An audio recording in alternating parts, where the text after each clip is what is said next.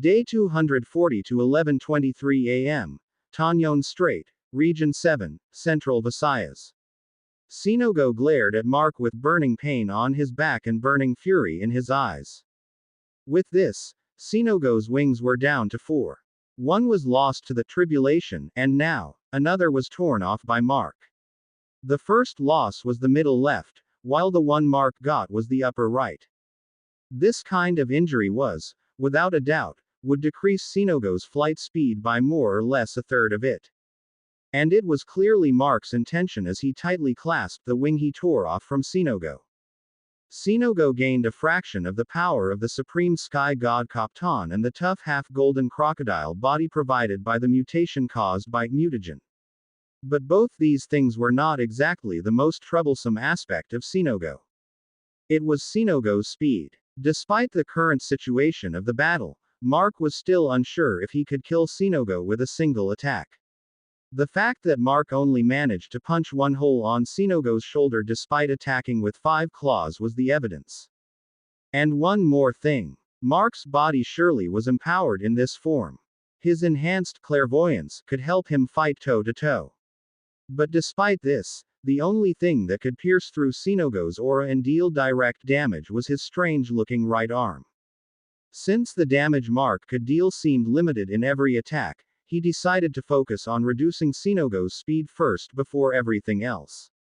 It would be bad if he managed to deal accumulated damage on Sinogo only for the enemy to flee in the end.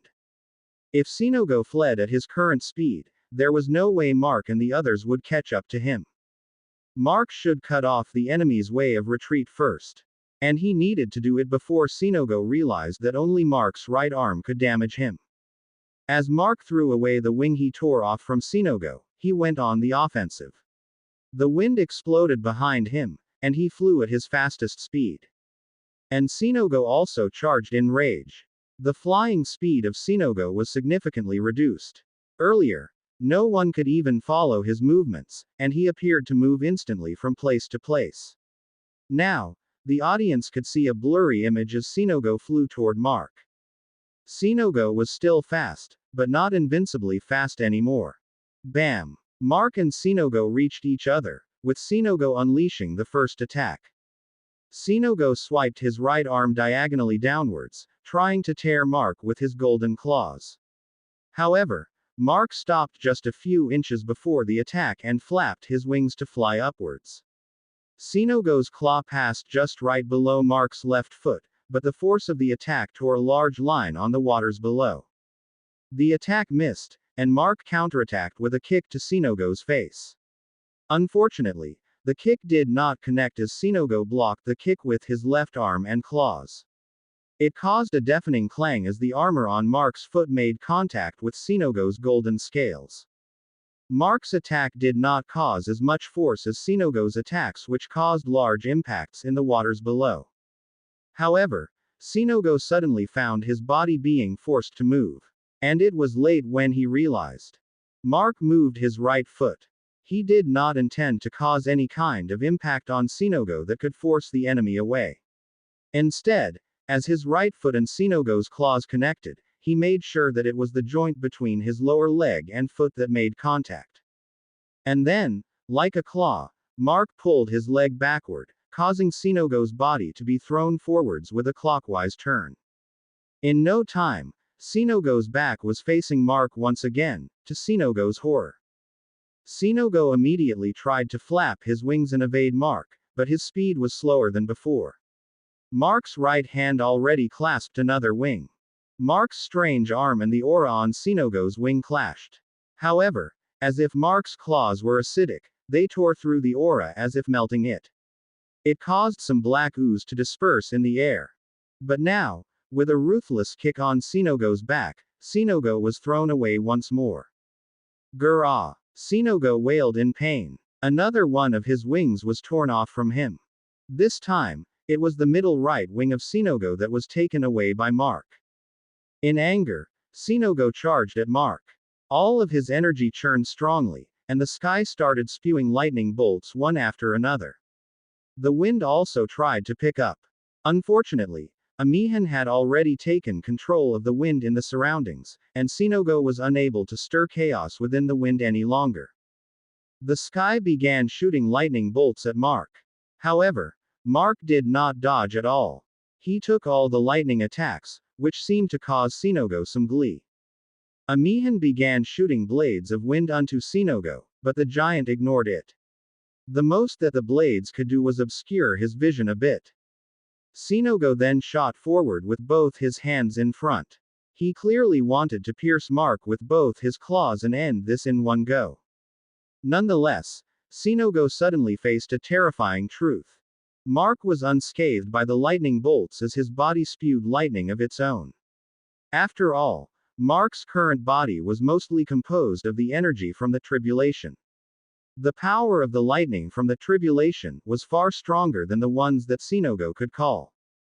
Mark waved his right arm. A veil of miasma was released, absorbing the lightning that hit it. Sinogo reached Mark, and his aura tore through the miasma. Just before Sinogo could hit Mark's chest, he moved sidewards, turning his body to his left. Sinogo's body passed right in front of him as Mark evaded the incoming attack.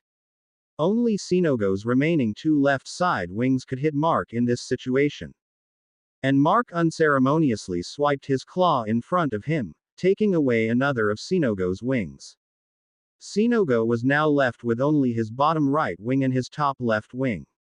It was not even a pair. This time, Sinogo, once again, felt fear towards Mark. It was just like before. He could not even release any painful growl anymore. Even if Sinogo now gained unprecedented power for an infected, he suddenly felt at a loss facing this enemy. Flee. It finally dawned on Sinogo, and survival became his priority. Sinogo roared, making it rain lightning bolts at Mark while trying to deter his enemy from moving. Sinogo then turned away. But all of a sudden, Sinogo found himself unable to fly properly. He could still fly, but he was unable to muster any speed or even balance himself. Sinogo noticed that the wind was blowing rather strangely. His eyes fell onto Amihan, smiling as she controlled the wind blowing onto Sinogo.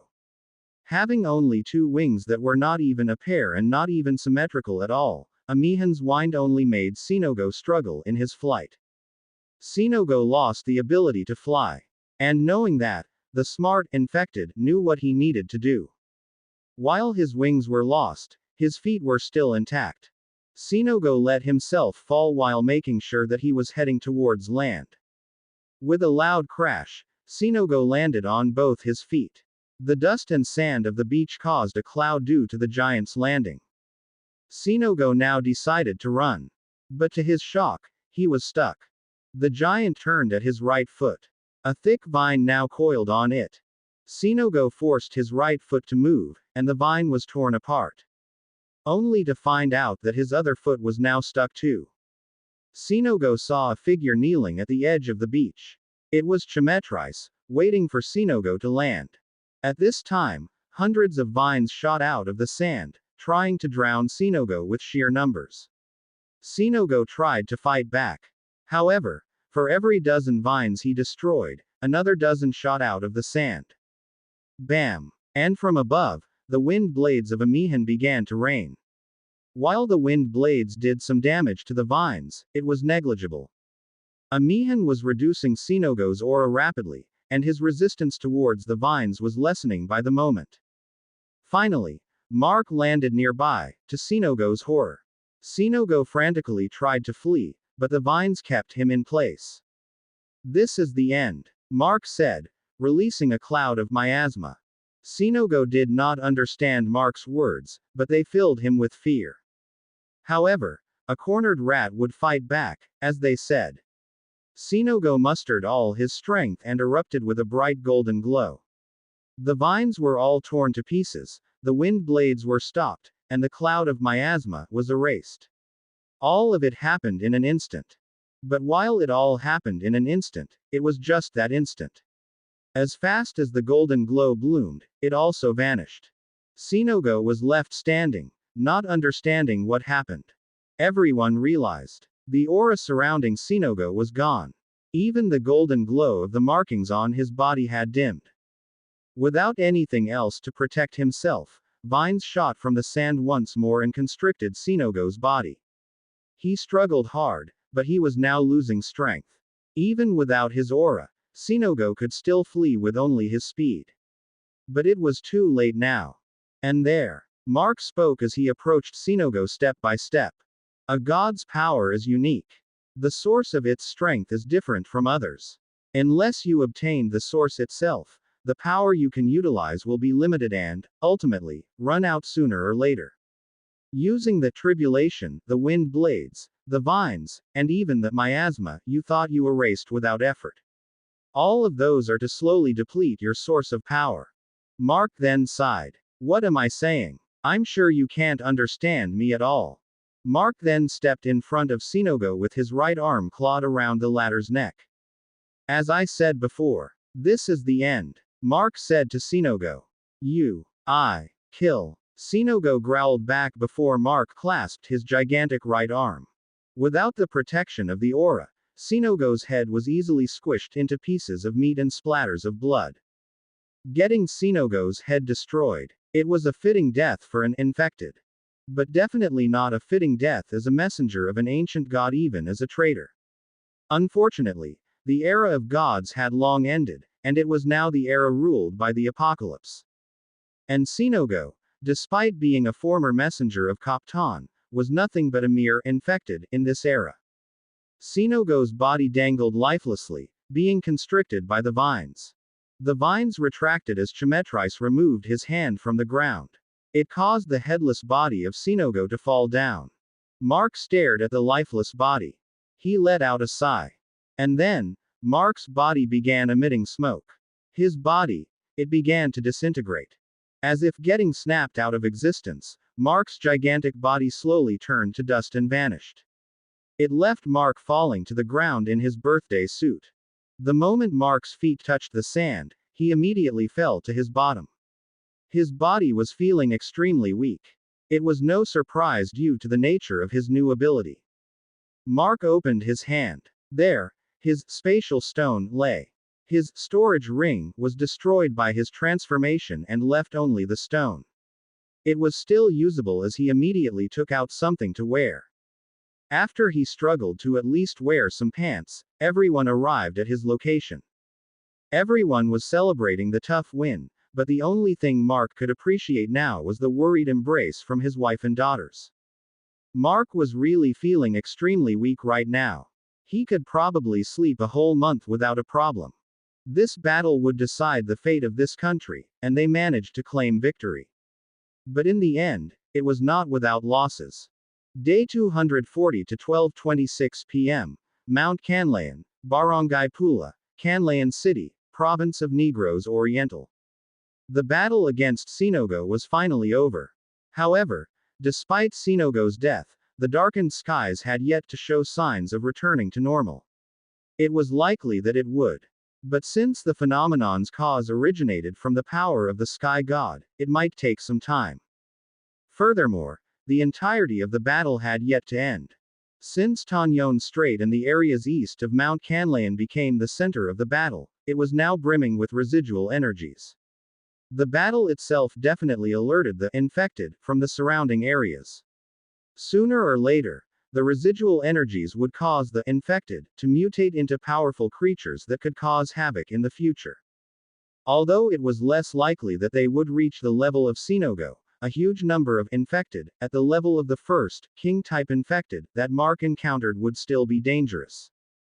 There was nothing wrong with saying that this area would be the most dangerous place in the entire Philippines in the near future. Unfortunately, the whole battlefield could not be walled in, and there was no way to stop the infected from coming.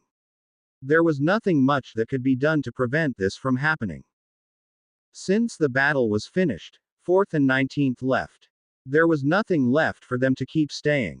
And as per their usual routine, they departed as fast as they arrived. The eyes could not be blamed, though.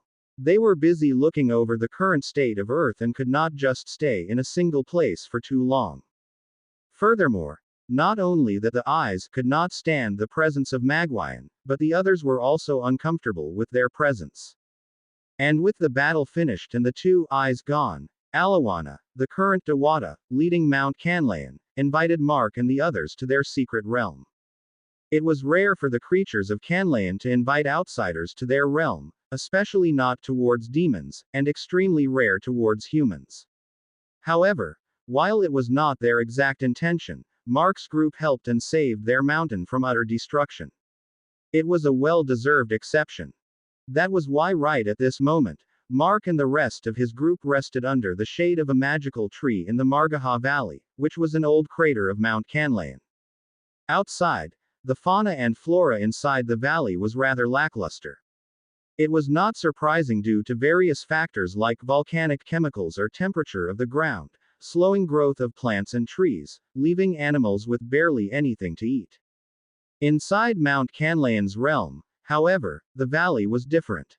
Despite the realm mimicking the outside appearance of the terrain, the valley had a rather rich of plants and animals. This was the fourth time Mark had seen a place that was not supposedly seen by most people.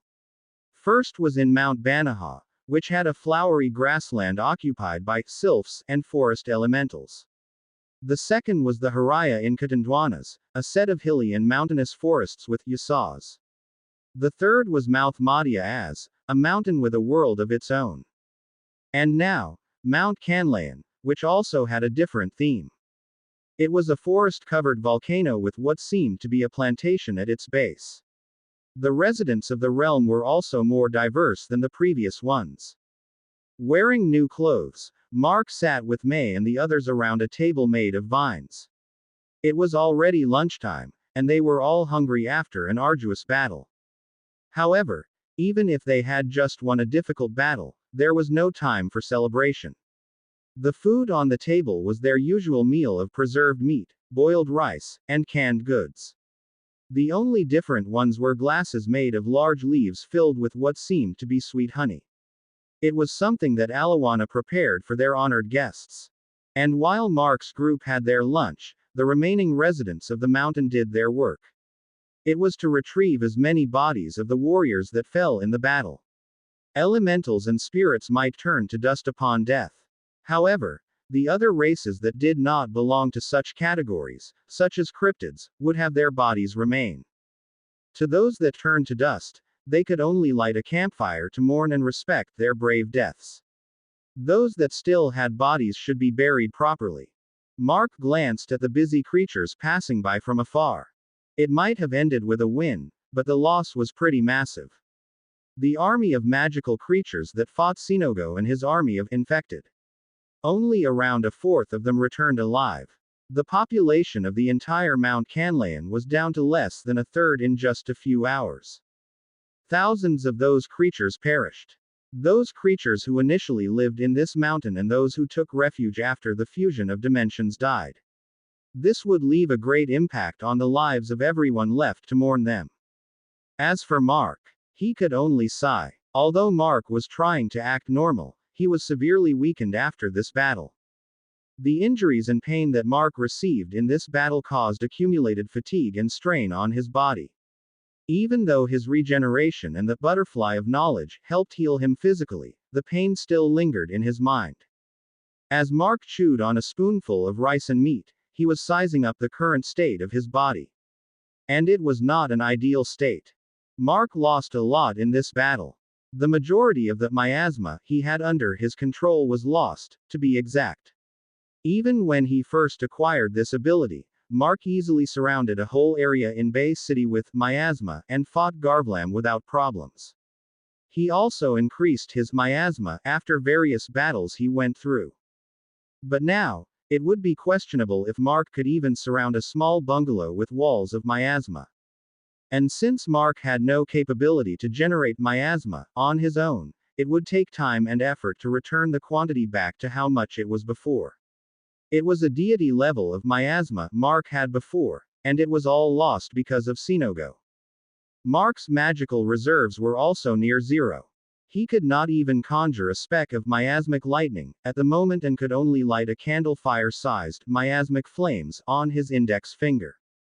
Clang. Mark accidentally dropped his spoon. It bounced off the table to the ground. Gurgur. Here. May immediately fetched a new spoon and gave it to Mark, not questioning why the spoon in his hand fell. She knew that Mark did not want to talk about his current state in front of everyone, and she was being considerate. Mark could only smile bitterly as he received the new spoon. The transformation left a huge strain on Mark's body after he returned to normal. Well, normal might not be the correct term here. His muscles were aching, and it was not going away, even with his regeneration. Although Mark could ignore it, it still had effects on his movements and actions. Furthermore, his left eye was now permanently purplish, even if he was not activating his clairvoyance. And Mark's right hand now had a darker tint compared to the rest of his body. It was not tan-like tint but literally blackened. It was the effect of uncontrollably using the ability of the earth demon deity, Teray. Teray was the demon that orchestrated the evil acts of the Tamao and possessed Paphile's brother. This demon was notorious in the past. He even got the ire of the eyes and the observer to be eliminated on sight. It was not because Teray was extremely powerful or anything. It was because his actions affect things on a greater scale. Not to mention that he refused to dwell in the spirit dimension and wanted to wreak havoc in the mortal realm. However, Teray was slippery. He even escaped forth in her relentless pursuit. It was because the earth demon had the ability to separate his soul from his body. Even though his body was already destroyed by Forth, he still managed to remain in this world. Teray was notorious in a way that he liked to manipulate from the shadows. He would choose a person with great influence as a host and slowly turn the person into a puppet of sorts. But Teray's unique ability was entirely different. It was not separating his soul from his body and definitely not manipulating people. Teray had the ability to physically manifest magical energy. The manifestation may vary, but it was mostly shown in a mutation-like transformation. The Earth Demon used this on his hosts and puppets, draining their magical energy and turning them into giant monsters when he was done playing with them. Back during Mark's battle with Turvil, the recent king of Tamawos, Teray used his unique ability to turn Turvil into a giant monster. Unfortunately, Mark's group defeated Teray at that time, and he took his soul into the Psi crystal, turning the energy of his soul into a crystal. The process took some time, not giving Mark a chance to try the crystal beforehand. And after Mark integrated with Teray's unique ability, he realized why the crystal failed to work. The transformative ability worked by gathering magical energy first before transforming the user. However, only one type of energy could exist within a single crystal. Thus, it could not gather the needed energy to trigger the transformation. When Mark finished the integration, the energy he had left was also not enough to fully utilize the physical manifestation. Thus, when Mark faced the tribulation with Sinogo, he actually absorbed a great chunk of its power to trigger the transformation, causing that form of his to emerge. And that strange arm he had while transformed, Mark used a good amount of his remaining miasma to create that. Since it was a physical manifestation of miasma, it could cut through Sinogo's aura without dispersing. As for the blood metal armor, Mark had no idea either. His blood must have reacted to the transformation. However, even if his body looked large, the amount of his blood would not increase at all, resulting in the rough-looking and unevenly created armor. After everything, the energy used by the physical manifestation cannot be retrieved. Once the transformation was over, the energy it consumed would be gone for good. As such, it really emptied Mark's magical reserves that were already low in the first place. And since Mark gathered as much energy for the physical manifestation, past the safe limit of his body, it left some permanent changes such as his purplish eye and darkened right hand. Well, these permanent changes were way better. Those victims, which underwent the same circumstances in the past because of Teray, ended up dying even if they were not intentionally killed.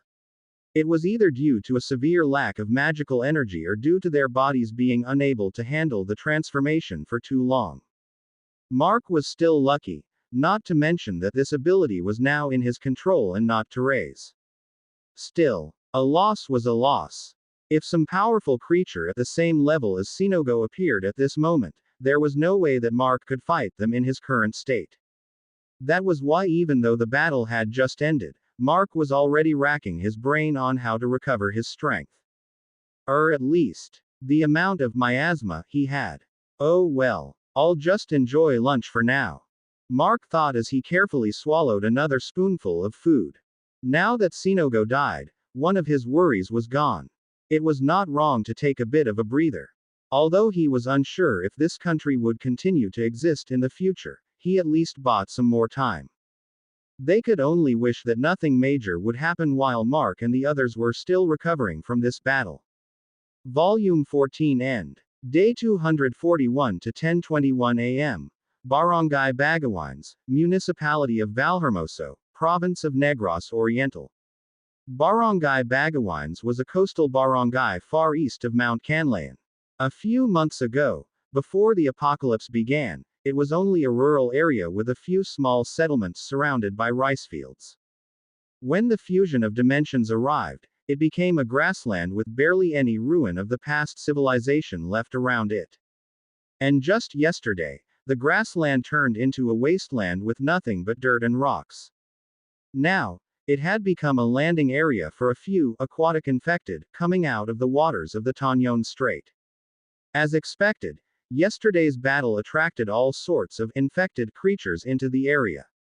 Whether it was from the other parts of the island provinces of Negros or Cebu, they began gathering near the Tañón Strait. It was the same for the aquatic infected that swam from the northern and southern areas of the islands into the strait. At this moment, the number of infected gathered was still small.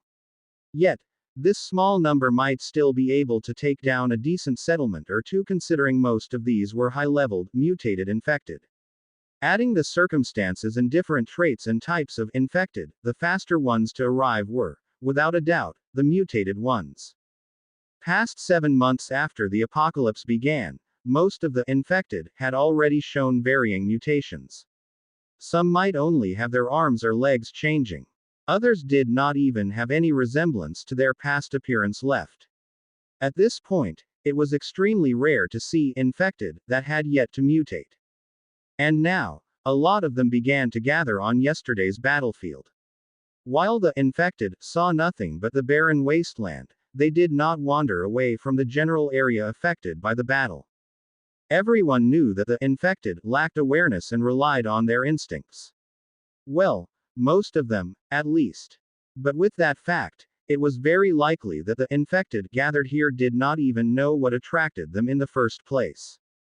Of course, the reasons were the energy fluctuations of yesterday's battle and the residual energies left in the surroundings. These residual energies would seep into the surroundings. However, there was barely anything to absorb these energies here. The place was devastated and the only things left were the barren land and scorched soil. That was why the likeliness for these residual energies to cause mass mutation among the infected was lower. Still, it was better not to be complacent. The ground itself could absorb these residual energies. And in particular locations of the battlefield, some of the infected began to show some rather strange behavior. It was to eat dirt. Who would expect the infected to eat dirt on their own?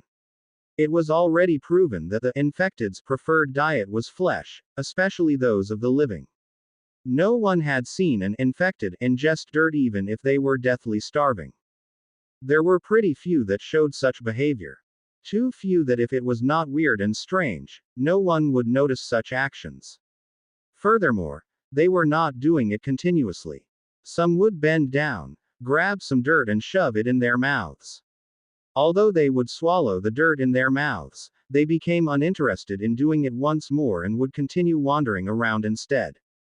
As said before, there were certain locations where the infected showed such behavior. One was where Sinogo's attack exploded in his mouth, and another was where Sinogo was hit by Mark's lightning attack, miasmic judgment. Both locations were where the ground was exposed to strong magical energies, and it was very likely that both instances left more residual energies on the soil. Fortunately, no strange mutations caused by the residual energies had appeared so far. However, the more infected gathering in this location and the more time they spent staying, the higher the chance that some of the infected would mutate due to the residual energies. That was why. Bang! A 3-meter tall, mutated infected, with elongated limbs and claws fell with a bullet hole on his forehead. It was not only a bullet. Dozens of arrows also rained from the sky, killing more of the infected that gathered in this location. And the culprit for these kills? It was Mark's group and the remaining warriors of Mount Canlaon. The residents of Mount Canlaon did not want another Sinogo to appear and the sacrifices yesterday to be repeated. And as such, they decided to make sure that no infected would gain such power. They chose to eliminate the infected as much as possible before they became too much of a dangerous threat. As for Mark's group, they were not really needed here. As guests, they did not have to interfere with the problems that the residents of Mount Canlaon were facing. After all, their only business here was Sinogo, and he was already killed. No one would blame them if Mark's group just went home already. Even the problem with the infected and the residual energy could be checked from time to time with Sparrow's help. However, of all people, May insisted that they stay here for a bit. And since there seemed to be no problem with it, everyone agreed. Alawana, the current leader of Canlaon, also allowed them to stay. It would be shameful for them if they declined their saviors for a small favor. And since they were staying, they also decided to participate in eliminating the infected. Not only that it would serve as practice, but they could also gather some mutagen stones without putting much effort.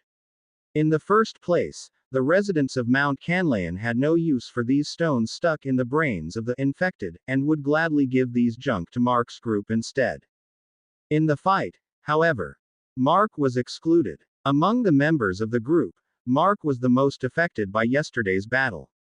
His body was weakened and fatigued, while his magical energy and miasma were almost drained empty. On the other hand, Amihan and Chemetris were the complete opposite of Mark. Amihan was empowered due to her awakening, while Chemetris did not really incur anything negative from the battle. It really showed how much of an anti-god creature Chemetris was with his indestructible body. And it was the main reason why May insisted on staying. Once they returned home, it was unlikely for Mark to get any proper rest. He would need to help on things around the base and would most likely spend his time on other things instead of resting. Here, Mark had no choice but to rest since there was barely anything he could do in this place anyway. As such, May and the others participated in thinning the numbers of the infected gathering in the area. It was all while Mark stayed behind in the secret realm of Mount Canlaon. Inside the secret realm of Mount Canlaon, Mark shrugged his shoulders. If it was May and his little girls, he was confident that they would be able to handle a few hundred infected without problems. In the first place, it was not like the plan was to fight face to face. It was to attack from a distance while dealing with those that came near to them. Still, being left alone here was rather boring for Mark. While sitting beside the very same table they had lunch yesterday, Mark began twiddling his fingers. His fingers began secreting blood that started taking the shape of a ring. Without anything to do, Mark decided to recreate his storage ring. The spatial stone was intact, but the ring itself was destroyed during his transformation. In the first place, the stone could work on its own. It was just that it was inconvenient to put it inside his pocket and search for it every time he needed to take something out of its space. Since it was not the first time Mark made this ring, it did not take long. It took only a minute or so, and the ring was recreated. And now, Mark was left with nothing to do once again. "You look really bored." Mark was sighing when the annoying voice entered his ears. "What do you want now?"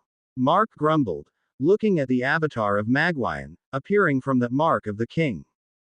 "For someone who doesn't show much emotion, you're really someone not easy to forgive, are you?" Magwayan asked, though she was not really asking for an answer. The Visayan goddess of the underworld had a hand in a lot of things that happened in the battle against Sinogo.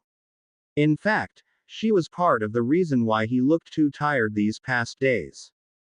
After the trial of regrets, those around Mark noticed his lack of energy and would often ask if he was fine.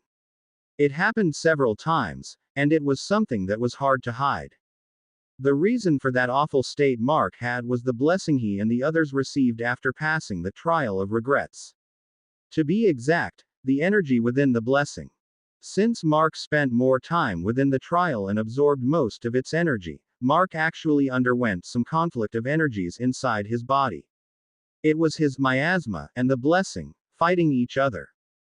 It was not surprising since miasma and the energy of righteous gods were the opposite kinds of energy. And with both existing inside his body caused Mark to suffer.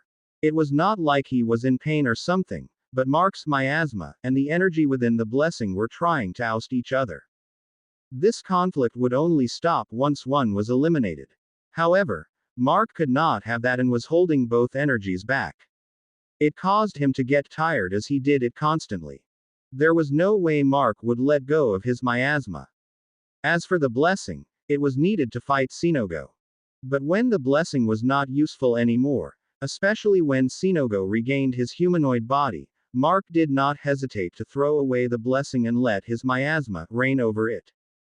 That was the time when Mark was swatted away by Sinogo and ended up getting his body severely injured. At that time, some traits of the blessing were already integrated into his body due to his mutation. There was no problem in removing the remaining energy. It was the cause for the markings on Mark's body that turned golden due to the blessing to return to being black-colored. The remaining traits of the blessing caused his wings to change, however. This change was accompanied by a bit of defense strengthening on his body. Magwayan definitely knew that Mark was in that state. However, she seemed more interested in what Mark would do than to give actual advice and help. It was the same when Magwayan agreed for May and Amihan to join the battle, and Amihan ended up awakening a power she never knew she had. In one way or two, Magwayan was an annoying existence. It was not something surprising, however. After all, gods were bored existences and were looking for ways to entertain themselves. Furthermore, Magwayan barely had any work to do in her world due to it being stagnant. Thus, it was only Magwayan finding entertainment in Mark and his group. Ignoring Magwayan, Mark thought of things he could do while resting. Magwayan also decided to stay silent, knowing that Mark had no intention of speaking to her.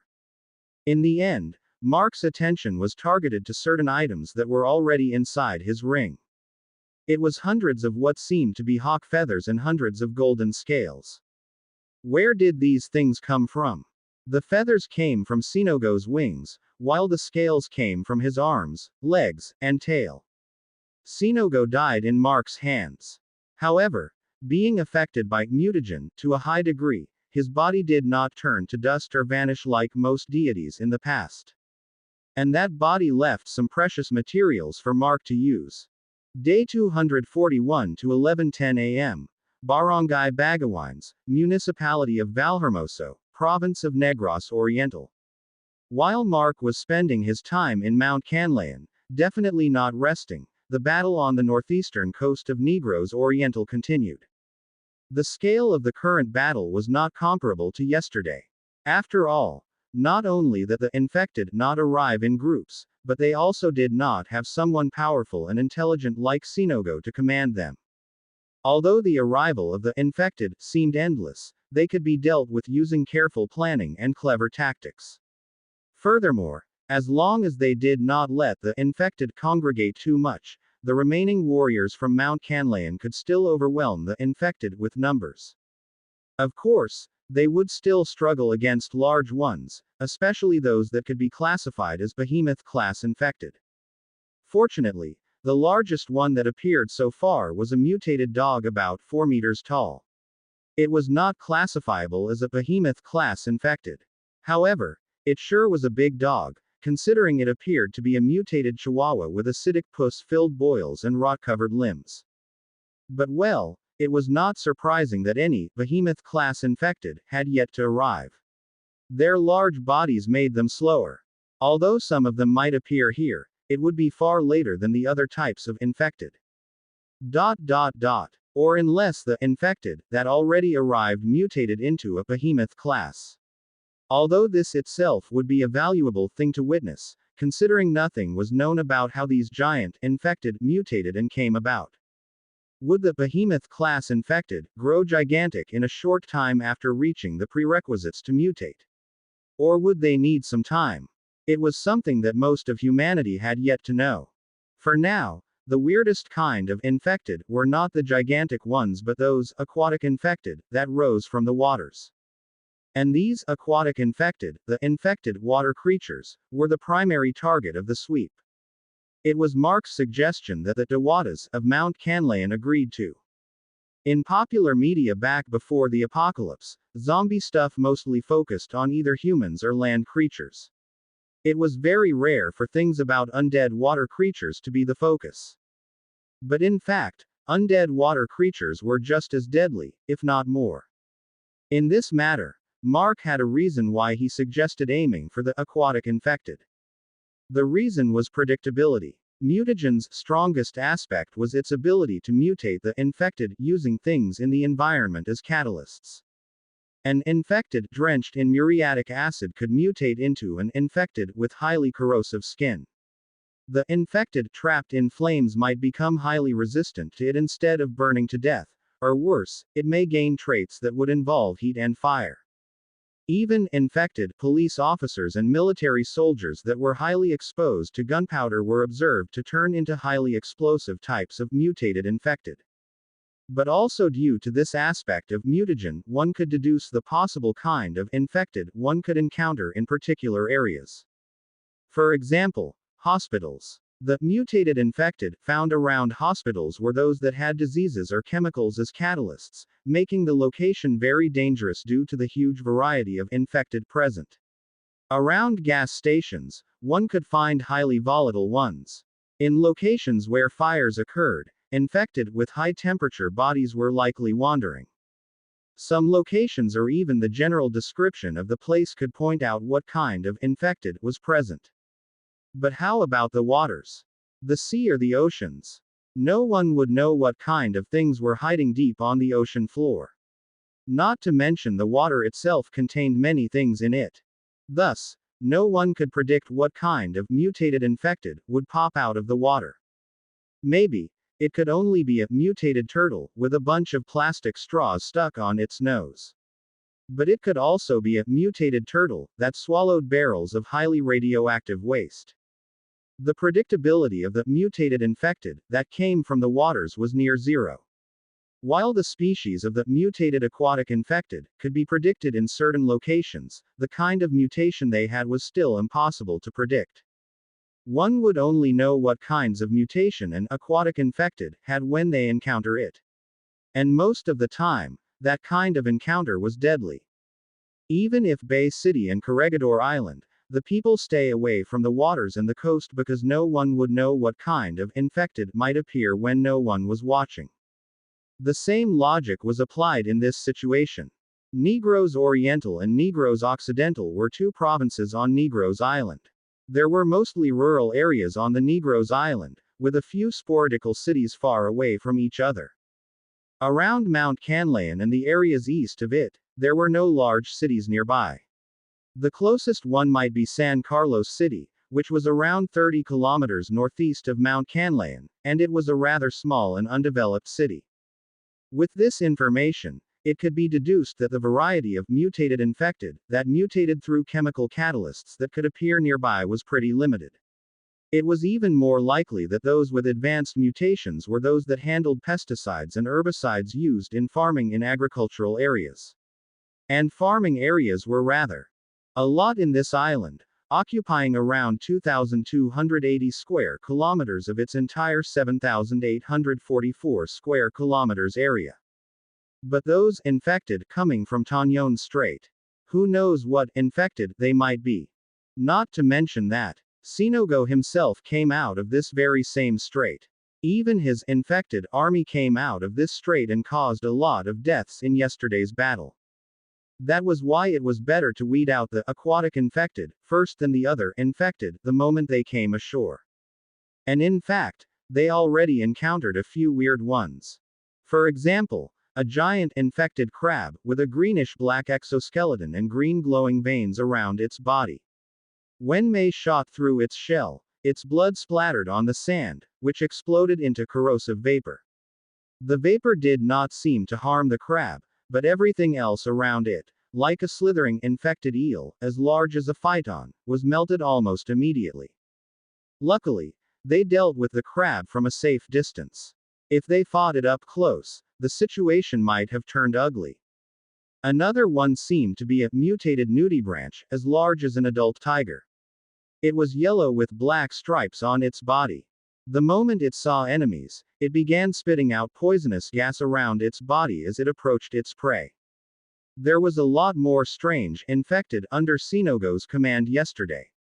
However, it was hard to pay too much attention in the battle of that scale, not to mention that Sinogo hogged most of the attention. Putting yesterday's events in the back of their minds, they focused on eliminating the infected before them, one by one. Day 241 to 11:10 a.m.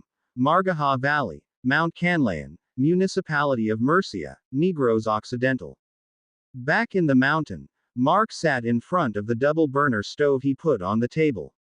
He was cooking rice and a simple stew for lunch. Everyone else in his group was participating in the battle outside, leaving him to be the only one to cook this time.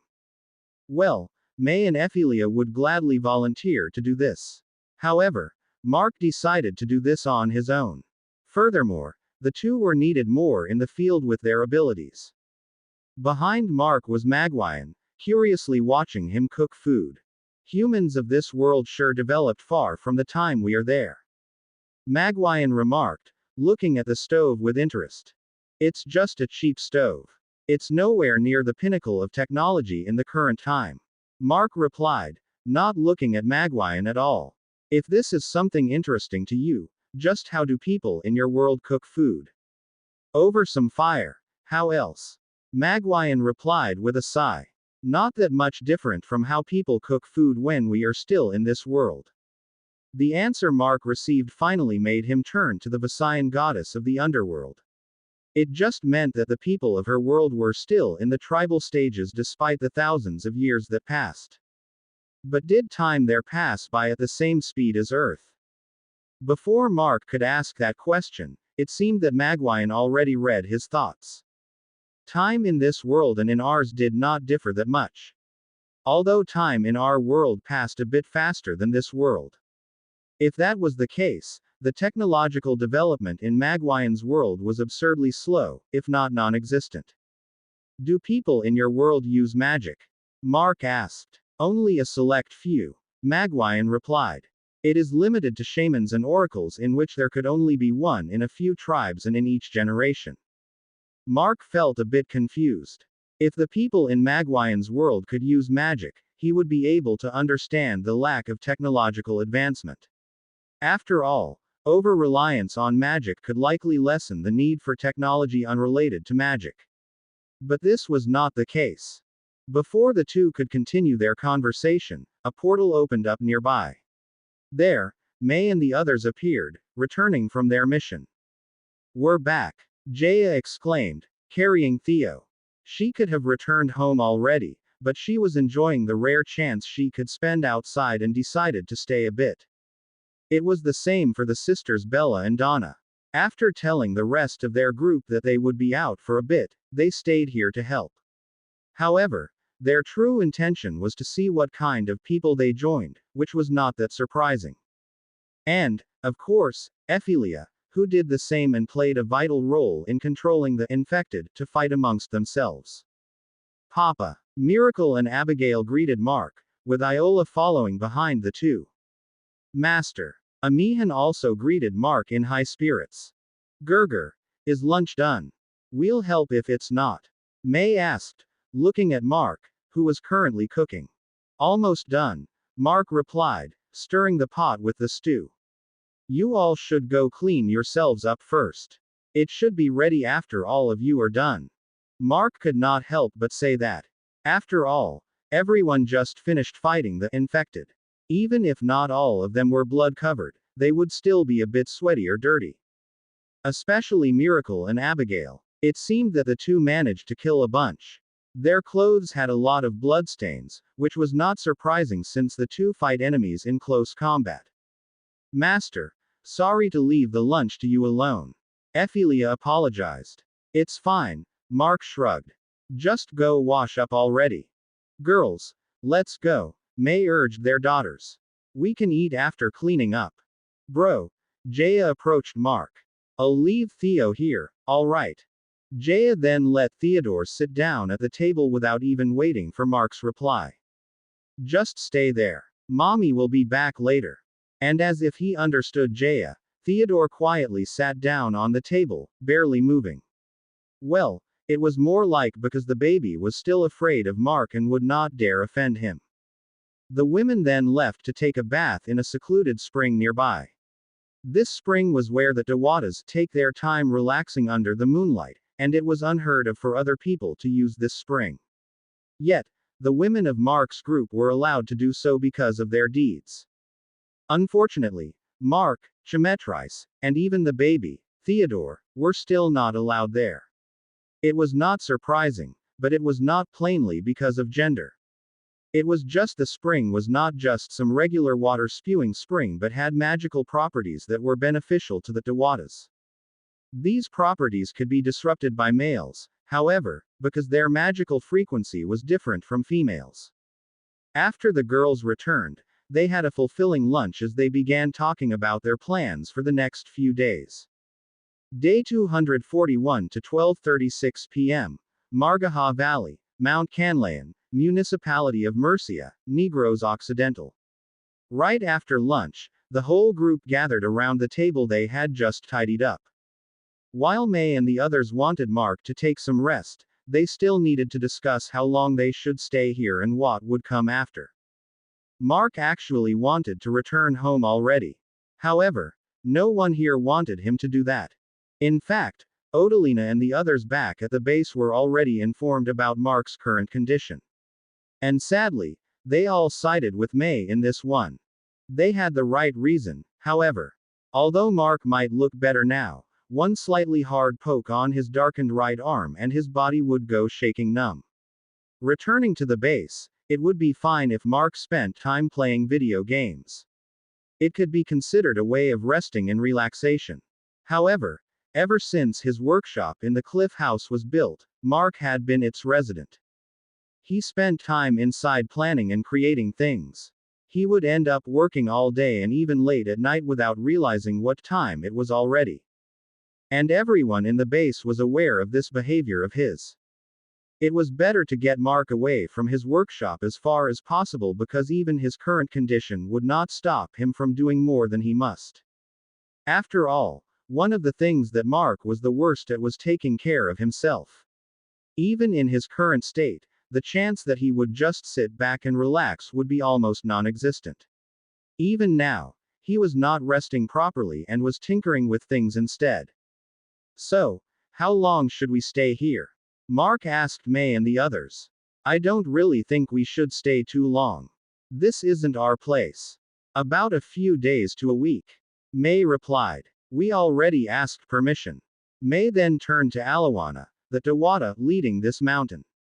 Her two sisters were not present, however. There should be no issues, even if we allow you all to take permanent residence here, Alawana nodded. This place would have stopped existing if not for the help of all of you here. A few days of stay was still far small compared to the favor we owe. That was right. There was no way the residents of this mountain would chase their saviors away. Mark's group might have demons and humans, but it could not be compared to losing their safe home. And worse, the lives of the residents could have vanished along with it. Mark could only shrug. It would have been better for him if any of the residents of this mountain would protest about their stay, but it would be impossible.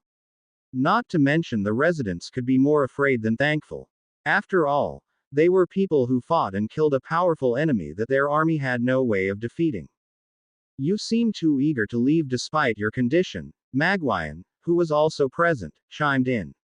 Although this world's condition was something you cannot rest with, overworking is no better. Take a breather from time to time as your companions wanted you to do. Well, I have no allies here, I guess. Mark gave out a sigh in front of everyone. Then, showed a slightly sad expression. Everyone was speechless. But it was quite effective as they showed hesitation in their faces. Even May, who definitely knew that Mark was faking it, had a bitter expression. Ephelia and Amihan had it harder. These two were extremely loyal to Mark, and it was not surprising if they took his willful side. However, no one said anything or sided with Mark entirely. They were doing it for his own good. To think that they would hesitate for your obvious fake act, Magwyan shook her head. You really got your people under your fingers. But they're still persistent. Mark stopped the fake act. Oh well, I'll just lay about for a few days. Don't joke around. I doubt you'll actually lay about and stay still. Spera grumbled. Well, there's a lot for me to do. If you all are not too insistent, I would rather leave immediately. Mark replied. Leaving. That's definitely not going home, right?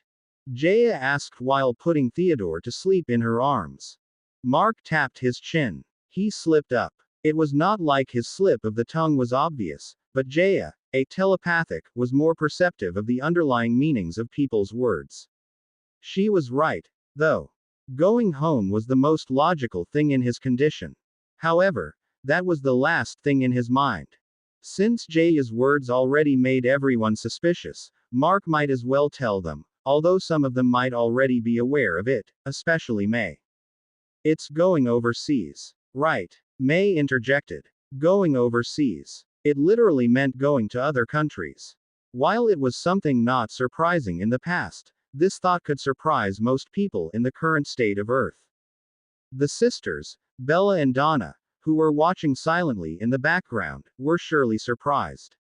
However, as the two already saw many absurd things about this group in the few days they joined them, going to other countries in the middle of the apocalypse was really lacking in comparison.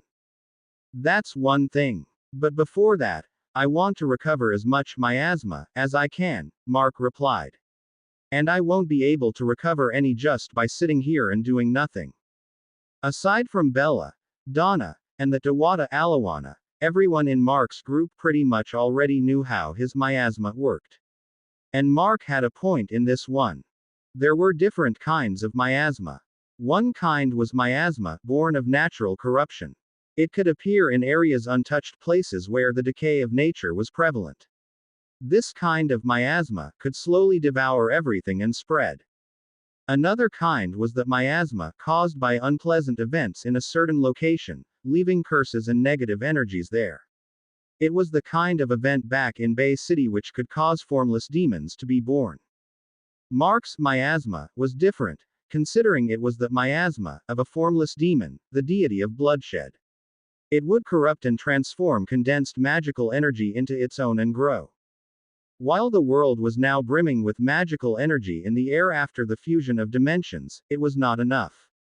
Back in the immemorial, the time the deity of bloodshed was born, the magical energy was far thicker because of the existence of gods.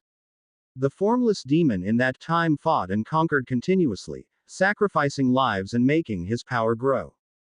Yet, it took the deity of bloodshed countless years to reach the strength of a deity before he was sealed. Thus, if Mark wanted to recover the miasma he had lost, he needed to be proactive. Why not use the crystals? At this time, Spera had an idea. Since the crystals are made of magical energy, you can use it to recover your miasma, right? The attribute of the crystal doesn't matter anyway since the energy will get converted. I already tried that, Mark replied. Earlier, while the others were out and fighting, Mark was not exactly resting. He fixed his storage ring, checked his loot, and also tried a few things. One of those things was to try and absorb a crystal he had using miasma. And the result? Spera asked for the result, but she had already noticed that something was wrong. It's inefficient, Mark answered. The energy within the crystals is counteracting with the miasma, to some extent, and I only manage to absorb energy far less than the crystals are supposed to have. It will only end up wasting resources if I used this method. The energy in the crystals is too pure, isn't it? Ilya chimed in, and Chemetris was in the same conjecture. These two had some knowledge about these crystals since they came from far back in the immemorial. And in reply to Ilya's question, Mark nodded. The crystals created by the Psi crystal were the solidification of pure and condensed magical energy. On the other hand, miasma was a corrupted form of energy. Although it needed to absorb magical energy to grow and expand, a type of energy too pure would neutralize it to some extent. The energy that was too pure for miasma to absorb. It was similar to the energy that most gods had. The very same frequency of magical energy that Sinogo acquired. There were better ways for Mark to restore his miasma, but definitely not the crystals. And definitely not with Amihan's help, as she also had a power of a god. Should I let my people offer you their magical energy? At this time, a suggestion came from the side. It was that Dewata Alawana. Alawana's suggestion was a pretty good and effective one. After all, Mark only needed magical energy, and the source was not a problem as long as the energy was not too pure. Even if the fraction was small, the magical energy of the magical creatures would suffice. Besides, it was not like Mark needed to kill them in order to absorb their energy. However, I know you're being thankful and want to return the favor, but I won't really recommend your suggestion, Mark tried to decline. With what is happening in the eastern areas of the mountain, you will need to conserve your people's magical energy. Alawana fell silent. Mark was right, after all. With the population of the magical creatures in the mountain drastically decreased, they would need all the hands they could get to protect their home. Mark then felt someone staring at him, and he stared back with a slight tilt of his head. May was staring at Mark with a stern look on her face and slightly puffed cheeks. She knew that Mark was not compassionate enough to worry about this mountain filled with people he did not know. She knew that Mark was just finding excuses so that Mark did not have to stay here all bored to death. Gurgur. May softly spoke. Just a few days. Please. Mark sighed and slumped on the table. There was no way he would be able to say no to that. Those around them had funny expressions. Mark, a person who fought and killed the near demigod Sinogo, could not go against his wife. May would usually support Mark even in his foolish shenanigans, but definitely not now when the problem was Mark's health. Then, a few days it is, right? Jaya smiled. About traveling overseas, when do you plan to depart? This question was something important. If possible, in a month or so, Mark replied while slumped on the table. I want to recover as much strength as I can before that. Then, check on Katandwanas one last time. After all that, the first stop will be the closest one, China. China was not exactly the closest country to travel to. However, that was where the closest inheritor supposedly was according to Val Flora, the information broker from CNC. But Gurgur, can we really trust that woman about that information? May asked Mark as he took out the piece of paper he received back in Corregidor military settlement. At least I can tell that she's not trying to trick me, Mark replied. And whether the information is true or not, it's our only lead. The lead to fulfilling the promise to Freed. Mark thought in his mind. Freed asked Mark to find the other inheritors and check if they were worthy of having such power. So far, Mark already encountered 5, of course not including himself, May, and Iola, whose crystals came as a set. And there should be 19 crystals all in all. Mark encountered barely half of the number and all was by luck. And so far, only one did not pass the criteria Freed gave and Mark retrieved the crystal back. 2 inheritors were together with General Perez while the other 2 were on his side now. Mark had a lot to do, but he could not move around as he wanted because of his current condition. It was such a nuisance for him, but it could not be helped at all. It was the result of fighting someone powerful. Although they won, they had to take losses and make sacrifices, unfortunately. And Mark, despite incurring these losses feeling weakened, could not just sit still. Day 245 to 2:05 p.m. Barangay Bagawines, Municipality of Valhermoso, Province of Negros Oriental. 4 days after the battle against Sinogo, things started to calm down. In the past 3 days, the infected continuously arrived towards the eastern parts of the island of Negros. While the infected did not come in large hordes, the accumulated number was quite frightening. Before the outbreak, the population of the entire island of Negros was over 4,600,000.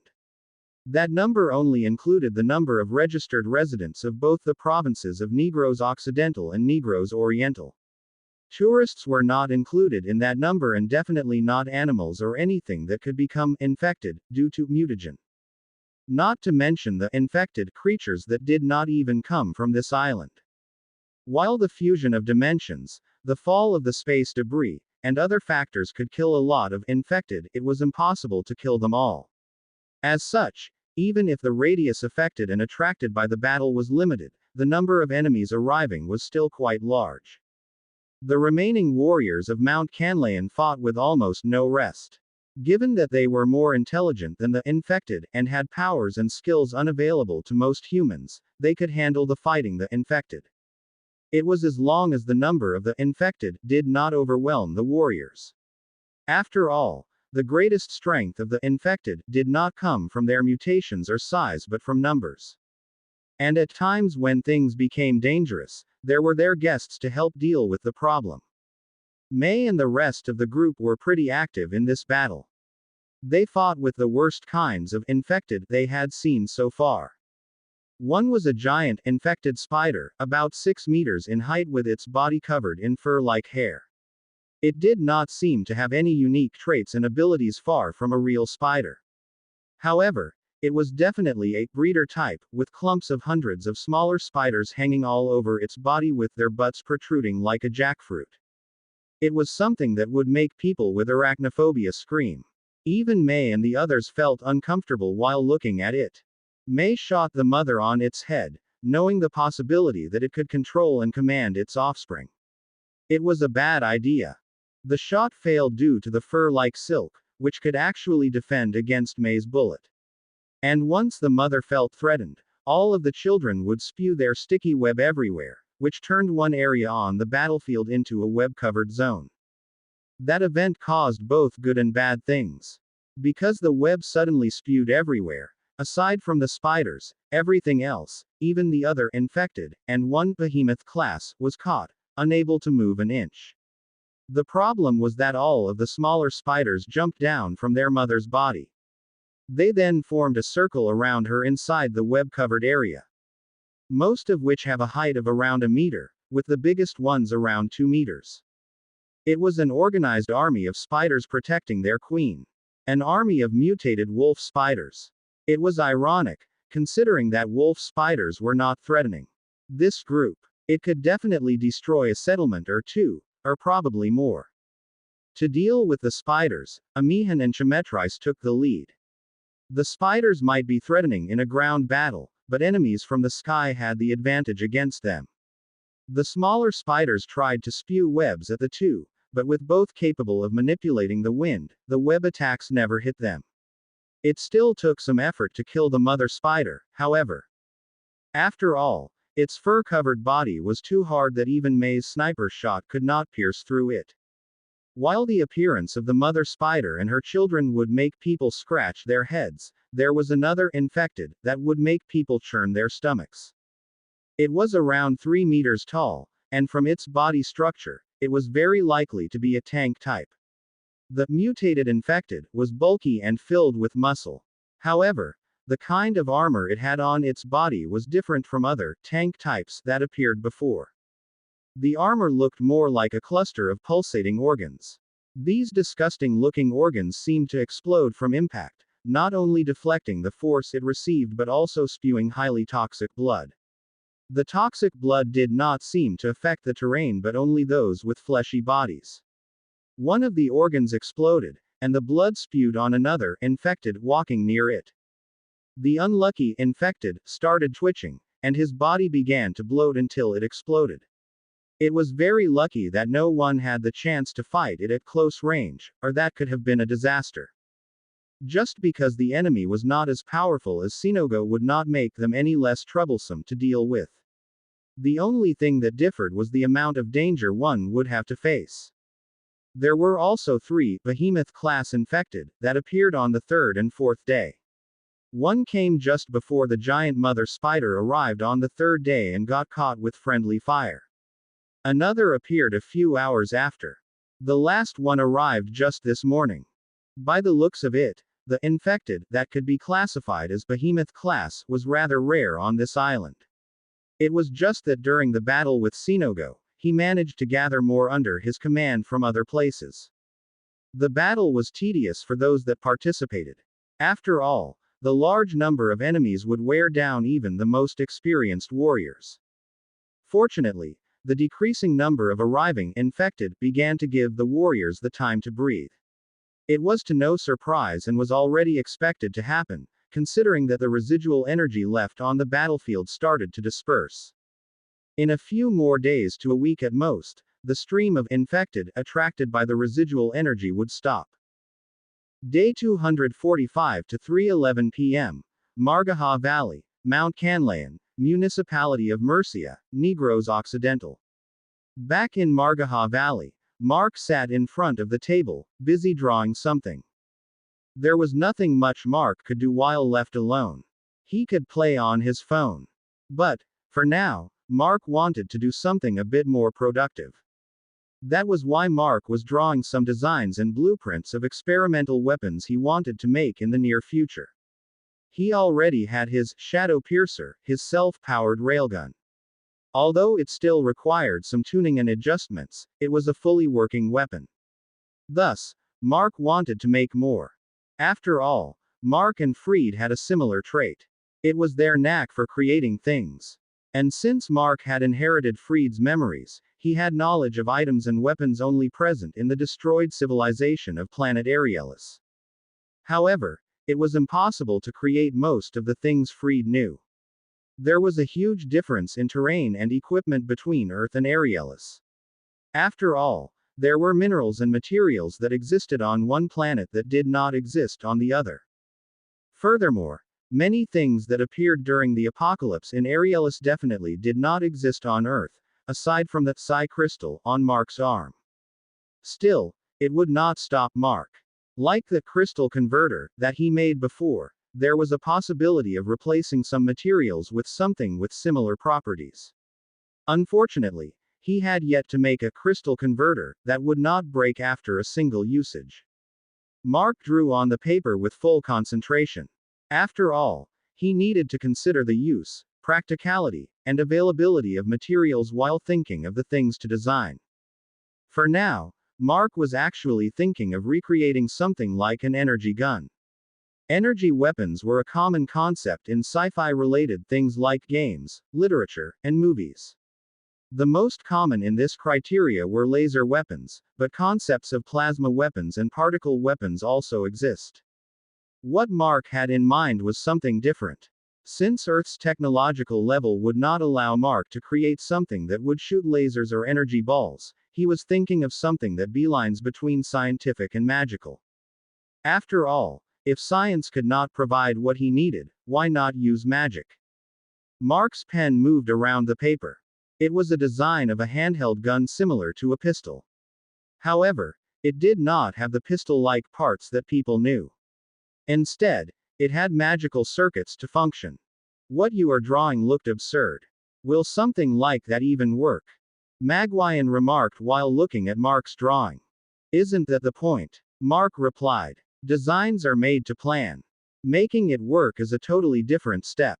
The design can change depending on what the result is. Besides, I already managed to make 3 golems. I can't see anything wrong with trying to make a magical gun of sorts.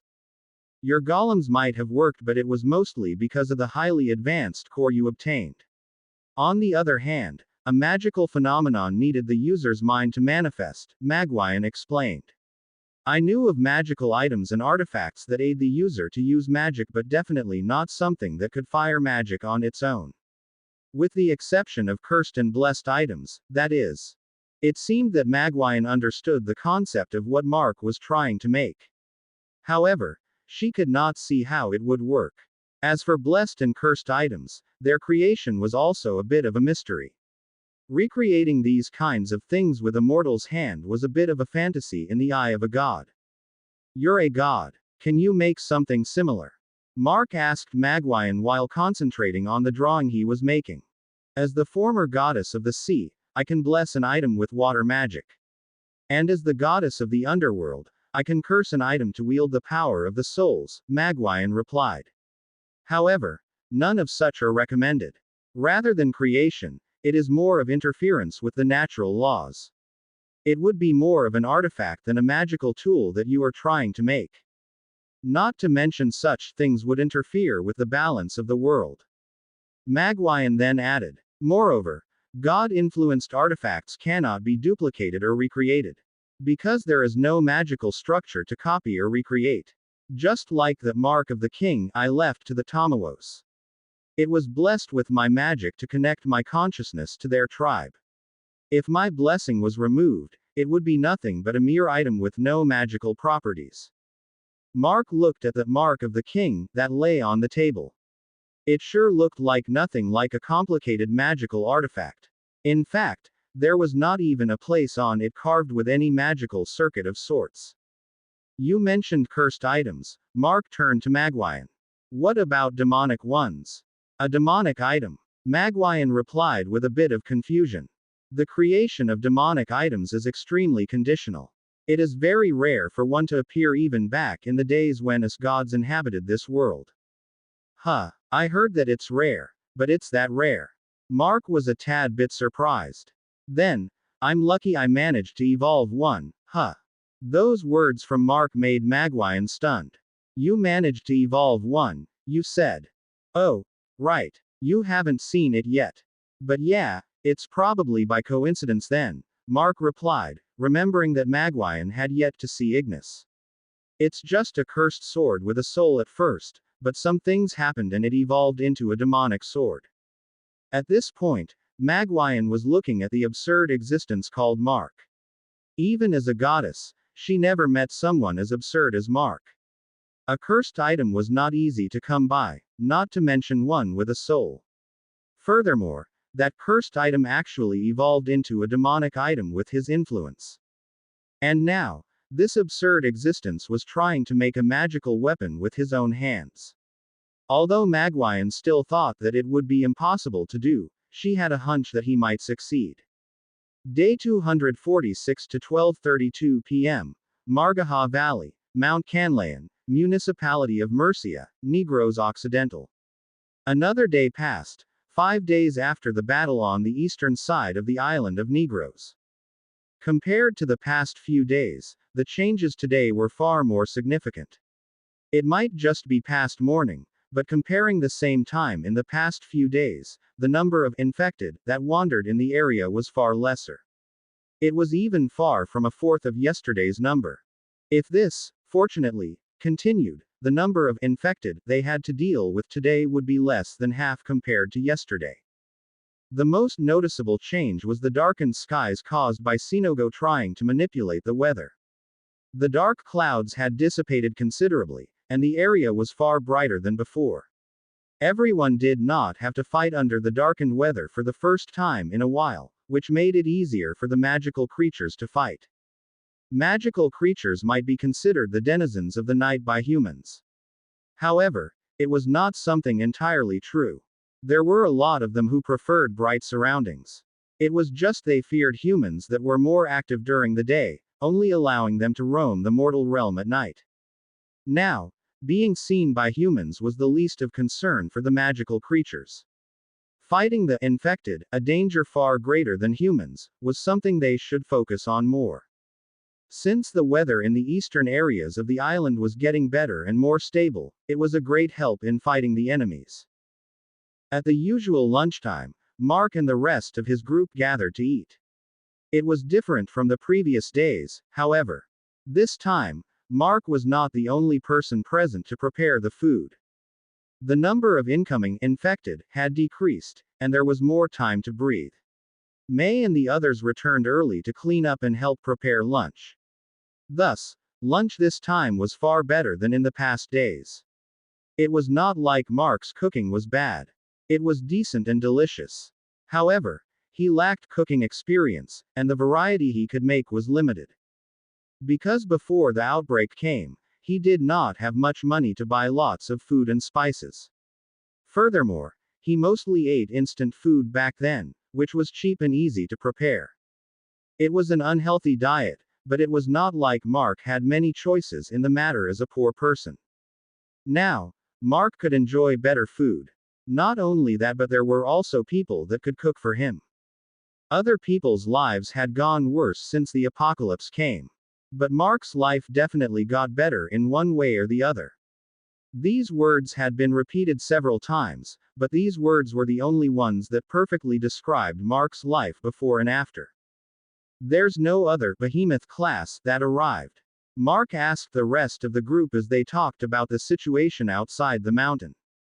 So far, there's none today, Ilya, who patrolled the skies with Chemetrice using the mini-cube, replied.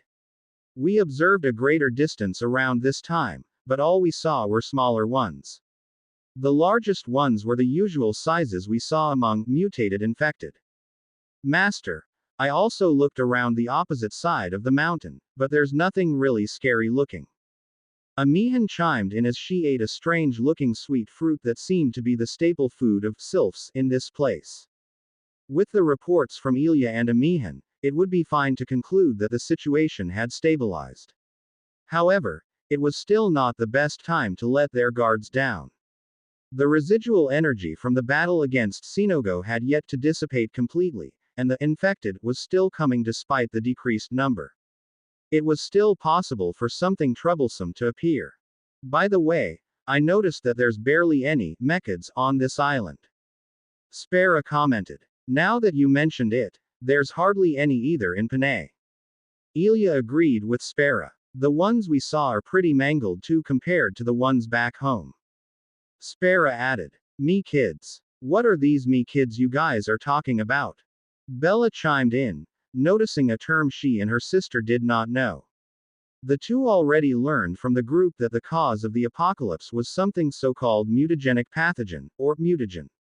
However, it was the first for them to hear about the mechas. It's mechad, not me kid, Ilya corrected Bella. They are robot aliens under the influence of some kind of hacking virus. Bella and Donna now knew the correct term.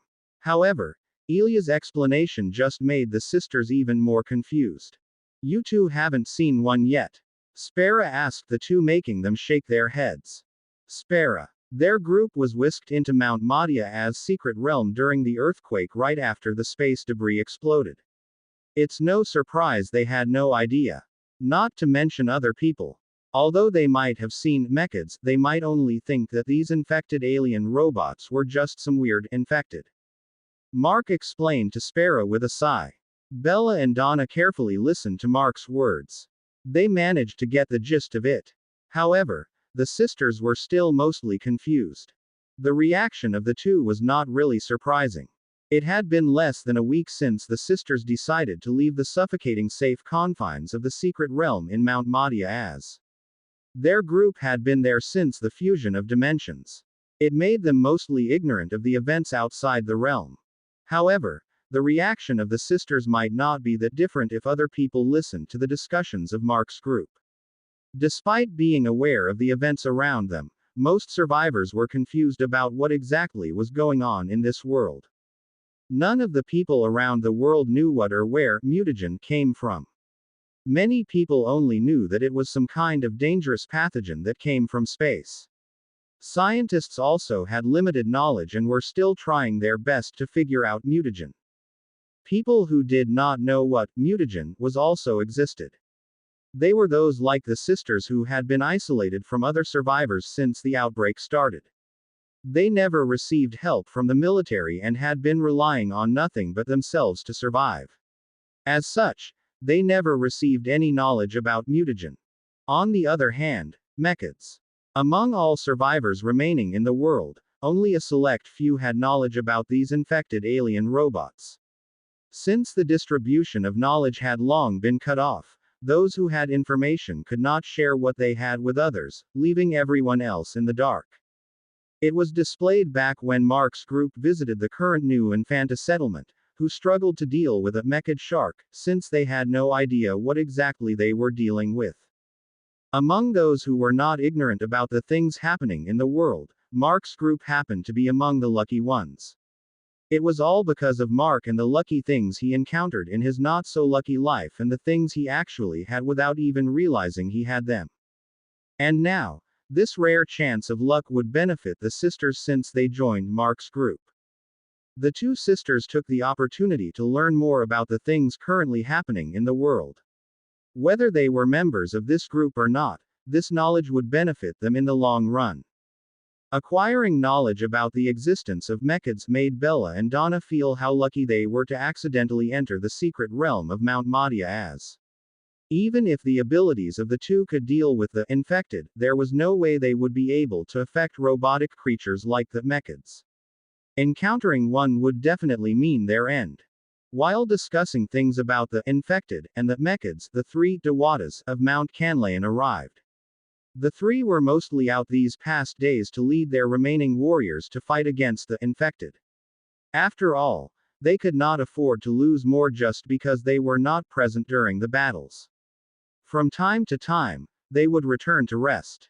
However, not at the same time. You three are here together this time. Did something happen? Mark preemptively asked the three, wondering if something strange occurred for the three to return together. There was none. That is why we returned. Tinala replied as snarkily as ever. Sister. The youngest Binatuan could only sigh at her older sister's rude behavior. The arrival of the soulless ones began to diminish. Thus, we decided to focus on other important matters. The eldest, Alawana, explained. So, it's about that, huh? Mark shrugged. What do you mean by that? Spera asked Mark. Sinogo's body. What else? Mark replied. Yes, Sinogo's body. Being a deity of the past, it would not be a surprise if his body turned to dust after death. However, there were also beings at the level of deities, even gods, whose bodies would remain after death. Mark already managed to get what he could from Sinogo's corpse. The golden scales from the limbs and the steel-like feathers from the dragon-like wings. There were also other things and stuff that could be harvested from Sinogo's corpse. However, even if those things were removed, Sinogo's body was still mostly intact, with only his head missing. Sinogo's dead body, a corpse of a deity, was not something they could just leave or bury anywhere. Even if he used up all the remaining godly energy in his body before death, his body was still something that could leave side effects on the surroundings or even on anything that could possibly consume it. Worse, it could be eaten by another infected. While it would not make that infected as powerful as Sinogo, who would know what kind of mutation the consumption of Sinogo's flesh would ensue. At these kinds of opportunities, a sealing ritual would be the most appropriate, Alawana explained. However, the rituals to seal dead deities were not something we had knowledge in. Can't we just burn it? Spera suggested. It's plausible, Alawana nodded. However, no ordinary fire could burn the body of a deity. Furthermore, even the remains after the body was burned would still warrant the same treatment to seal it. So, it would just end up doing twice the work. Elia chimed in. Then, everyone turned to Mark. After all, he was the only one here that specialized in powers of corruption. Basically, miasma. Don't look at me, Mark gave another bitter shrug. I already tried that when I'm taking the scales and feathers. My current miasma isn't enough. The corpse is also resisting my miasma and miasmic flames. Probably because of the god energy he had before. It would be nice if some underworld goddess would make a suggestion. Mark added. But she's not here. Amihan said, making Mark sigh. That's the point, Mark replied. When someone needed gods, that is when they are not present. Mark's words made everyone wear a bitter expression and make slight giggles. That was pretty much true in many cases. It was the common trope where a person in distress would pray to their god only to receive no reply and die sooner. Unfortunately, Magwayan was not really here this time. It seemed she had business to deal with in her world and she disappeared since last night. Why not turn the corpse into materials? Ilya made a rather unsavory suggestion. Why are you people looking at me like that? Corpses of gods and deities had been used to make things in the past, you know. Even their skulls could be made as good catalysts for necromantic rituals. What Ilya said was true. Back in the era of myths and legends, many ugly things happened, and it did not only involve mortals but also the gods themselves. After all, the level of gods was a pretty chaotic place to reach. Many gods were known to do things that would definitely go against the moral standards of modern people. And it was the same moral standard that was preventing Mark to agree with Ilya. Mark might harvest things like nails, scales, feathers, and hair from humanoid corpses. But butchering the whole corpse and turning everything into materials. Mark was pretty sure he had yet to reach such a deranged psychopathic level. Day 246 to 12:39 p.m. Margaha Valley, Mount Canlayan, Municipality of Murcia, Negros Occidental. There was nothing wrong with what Ilya was saying. Sinogo was never human, to begin with. However, it was not only Mark. The rest of the group, except for Chemetris, were not really keen on agreeing with Ilya and her words. As Ilya said, people in the past would have no hesitation in taking apart the bodies of the dead for various purposes, whether it be human or human-like. Ancient people would decorate places with parts of the bodies of their victims, like putting heads on stakes outside their gates. Or even feeding the butchered dead bodies to animals they rear. And it was worse for the bodies of godly and magical beings. Humans would find their bodies as a treasure trove. They would show no hesitation in harvesting anything they could get from their corpses. However, as time passed and civilization developed, these kinds of practices began to diminish. Moral standards were built up by principles, beliefs, society, and religion from nothing. And it was what further bolstered the development of such aspects of humanity. It then helped in the creation of rules, laws, and other things that became the foundations of the current society. And it was moral standards that humans developed that dictated whether an action was good or evil. In the apocalypse, these moral standards that people had differentiated a human from a monster. It's not surprising it won't be something comfortable for the others, but it's weird that you're also against it, Ilya said while looking at Mark. You have no problems bisecting limbs, beheading people, and even putting your enemies in a state worse than death, but you can't butcher someone. It's not even human. Your boundaries are surprisingly in weird places. I get what you're saying. Mark slightly shook his head. But it's just because I know my tendencies. These words took everyone's attention. I'm the type of person who would sometimes try something a bit, then get used to it, and further down the line, outright not minding it. And worse about it, I won't even realize it until it's all late, Mark explained. If just agreed to butcher a humanoid now, it won't be surprising if there came a time where I won't even think anything about butchering actual humans. If Mark explained it like that, then his aversion toward harvesting everything from Sinogo's corpse was understandable. I definitely won't be against it if Sinogo just remained on his giant crocodile body. Mark added. The only problem was that Sinogo returned to his former appearance and this form definitely looked human despite his size. Then Mark further added. Besides, we can't question and kill cannibals because of their actions if we are also doing a part of it. These words made everyone look at Mark. So, it was just one reason so he would have a justification to kill a certain kind of people, specifically cannibals who abandoned their humanity to feed on other humans. Why are you all looking at me like that? Mark responded to the stares. I'm a psychopath with moral standards, all right. A psychopath with moral standards. It sounded comedic but kind of made sense since Mark was not someone who would blindly kill people just because he wanted to kill. While Mark did show the tendency to have fun stealing lives, he only pointed such killing intent toward his enemies and those low lives who definitely did not deserve to live. And despite all that, While Mark would take a thing or two from the corpses of enemies he killed, he would never take their bodies apart as cannibals do. Well, he would not hesitate to take an organ or two if it was for the sake of gathering information, like how Mark scooped off the brain matter of the first infected, where he found his first mutagen stone. However, he would not outright butcher a humanoid in a literal manner. Even the infected, in Mark's basement, they were never given any butchered humanoid for consumption. They would be given waste meat from hunted animals, and the worst case was limbs cut off from the other infected they killed. Whether it was for a reason to kill cannibals or not, Mark would not butcher humanoid creatures for materials. Only things that could be taken externally would do. It was one of the principles Mark would never let go of, even if was already the apocalypse and even if he became a demon. Well, one factor that bolstered this principle of Mark was actually Freed and his memories.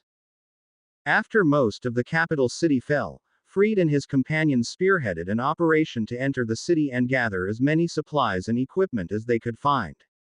While looking for supplies and fighting the psychic infected, the psi-crazed, they reached their destination, the most populated area of the rich part of the city.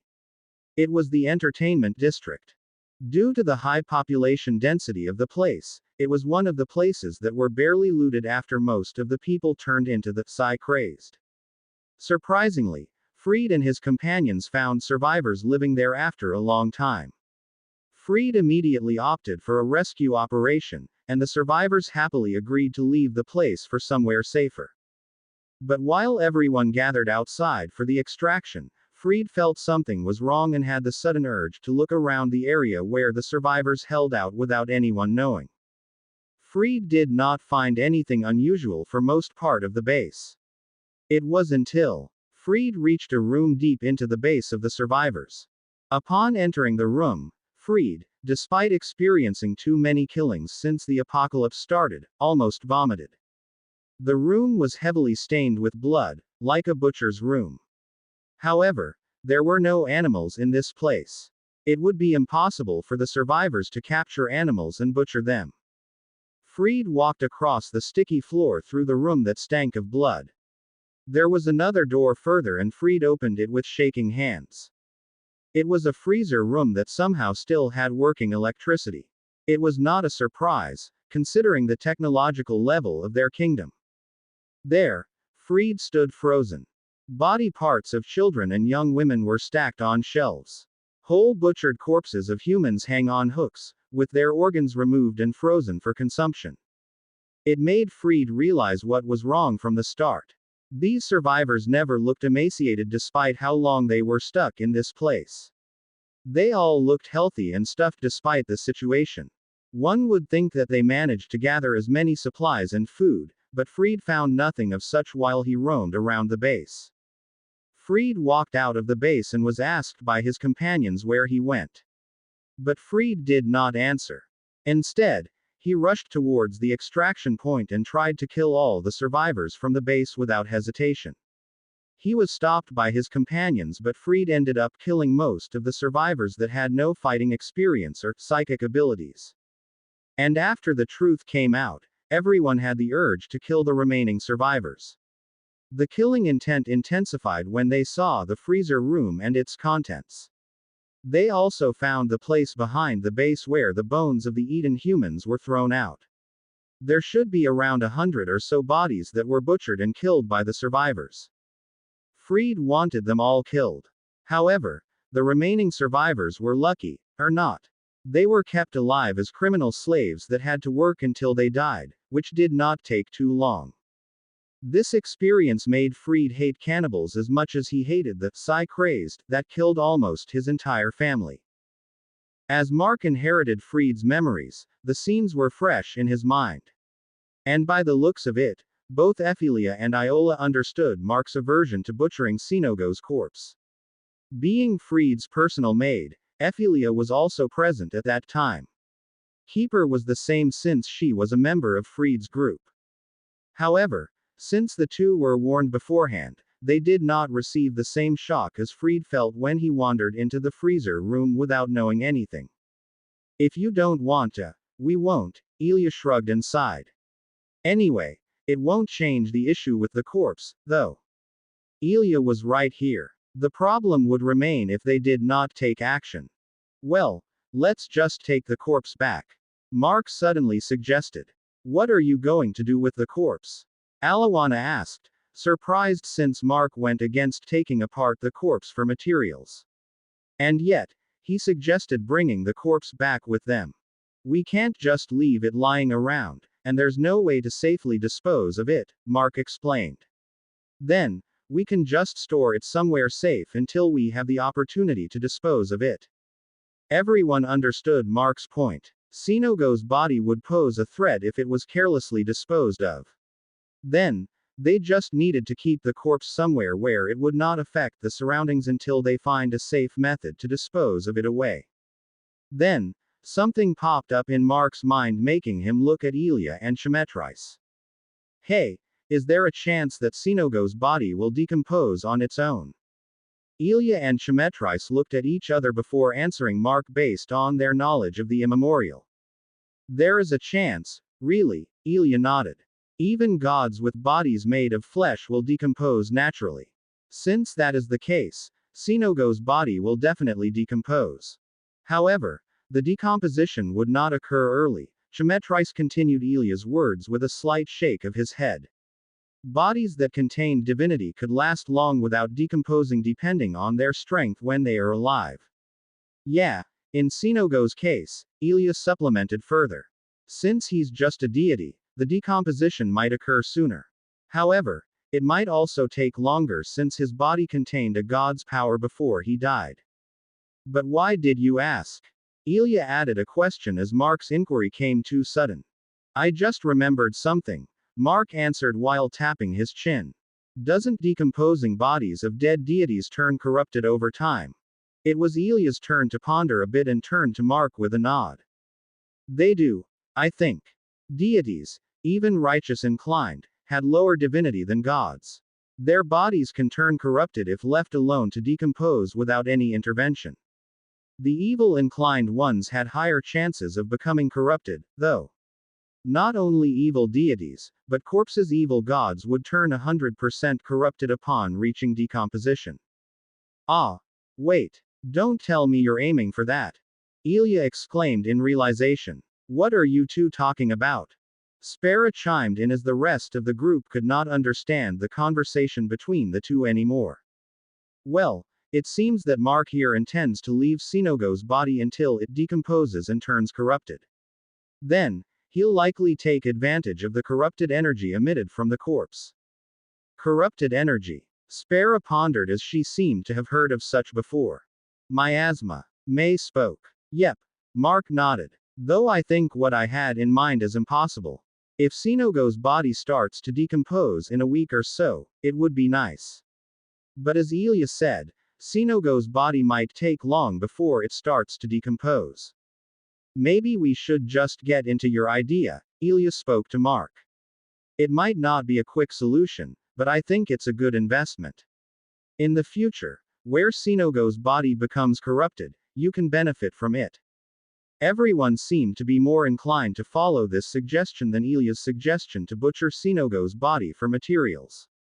But Master, where are you going to store the body? Amihan asked. Sinogo might be dead, but his corpse might still affect the people at home.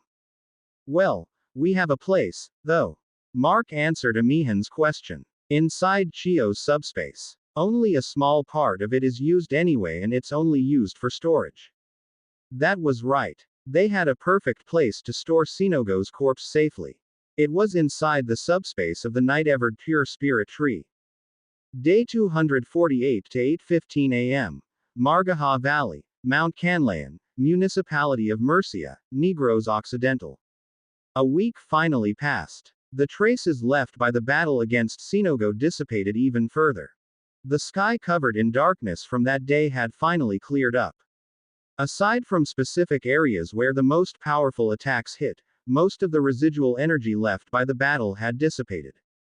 And most importantly, the stream of incoming infected, although far from stopping, had lessened to a degree where it was no longer deemed an immediate threat. In the first few days, having 1,000 infected arriving in the area was already low. It was reduced to a few hundred on the 5th day.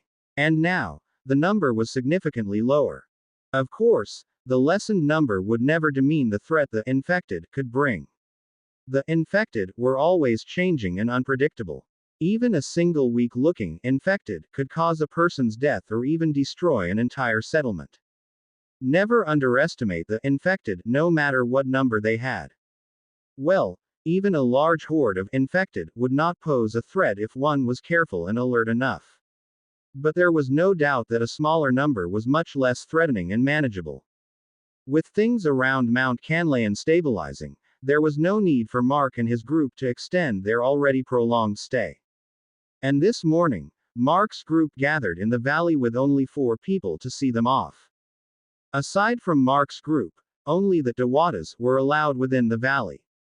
There were only 3 on this mountain: Alawana, Tinala, and Binatuan. This time, there were 4.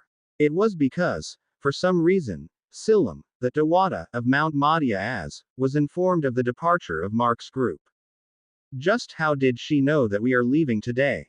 Mark asked himself while watching Silam and Magwayan bid each other farewell. The question was reasonable. There were no signs that Silam showed any kind of long-distance communication magic or anything similar. Maybe she had clairvoyant abilities. Spera answered the question with her own speculation. You know, when we arrived outside their realm, she already had her army prepared to intercept us.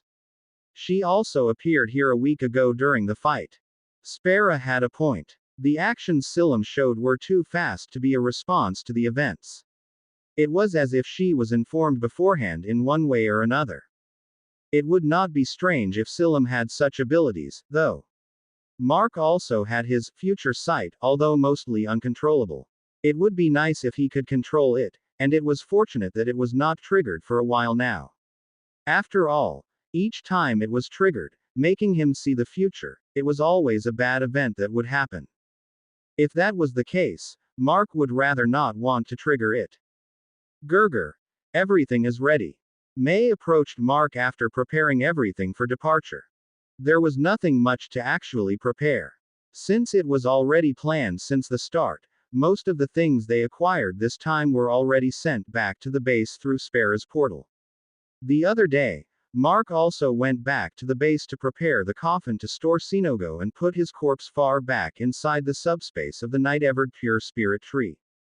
Since Mark and the others had been back and forth through Spera's portal, it was not wrong to say that they had already departed from this place several times. However, what was different this time? Mark's initial group in this journey, along with Bella and Donna, would not leave through the portal this time. They planned to use the mini-cube to travel to a few places before returning home. It was Mark's intention from the start. He wanted to check back on the island of Katandwanas to see if his family was alright one last time. After their preparations, Mark would need to go to other countries to search for the inheritors. There was no way that Mark would be able to check on the island of Katandwanas for a long time. While Spera's portal might help with this, Mark was not really keen on seeing them between short intervals. Once in a while should be enough, as long as he was not busy with something else. Ephelia already had returned back to base. She was rather reluctant and wanted to accompany her current master on his journeys. However, her services were far more needed back home. She returned with 3 infected spiders brought under her control. These spiders were children of the gigantic mother spider the other day. Ephelia initially tried to capture the mother spider. The metallic silk these spiders shot out seemed useful, especially since Ephelia had been studying sewing for a while now. However, the mother spider had no ability to shoot metallic silk. Instead, her belly was filled with hundreds of gigantic eggs instead of glands to secrete webs. On the other hand, the offspring spiders could, and that was why Ephelia took the offspring spiders instead of the mother. After all, the number of infected she could control was still limited despite the increased number.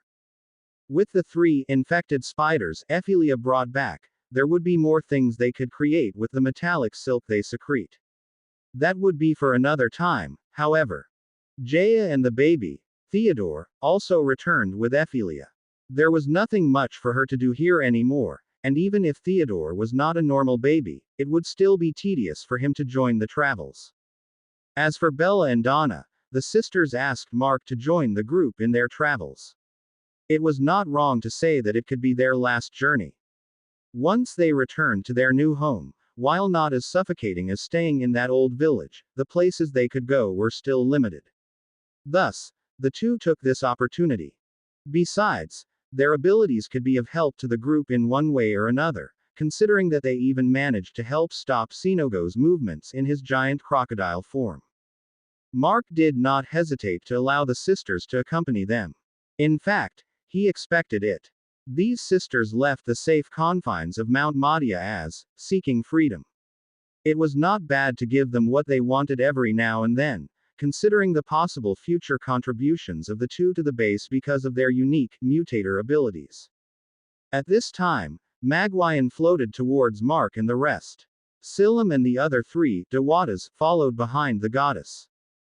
Done with the farewells, Mark asked Magwayan. The four Dewatas could only look at Mark with a sigh. The four highly respected the Visayan goddess of the underworld, especially Silam. However, not once did they see Mark or even May and their daughters show Magwayan any shred of reverence. It was better for May and the little girls since they did not really talk much to the goddess, but Mark. Mark was the one to communicate with Magwayan the most, aside from Elia. But he always spoke like he was just talking with your annoyingly mischievous neighborhood auntie. Silam could not complain about it, however. Magwayan never minded Mark's conduct in the first place. Furthermore, the goddess seemed to like the fact that Mark treated her as an equal rather than a superior being. Not all gods enjoyed being revered. After all, one could only have a truthfully enjoyable conversation with someone that would treat them as an equal. Not to mention that in Magwayan's world, she was the only remaining supreme god.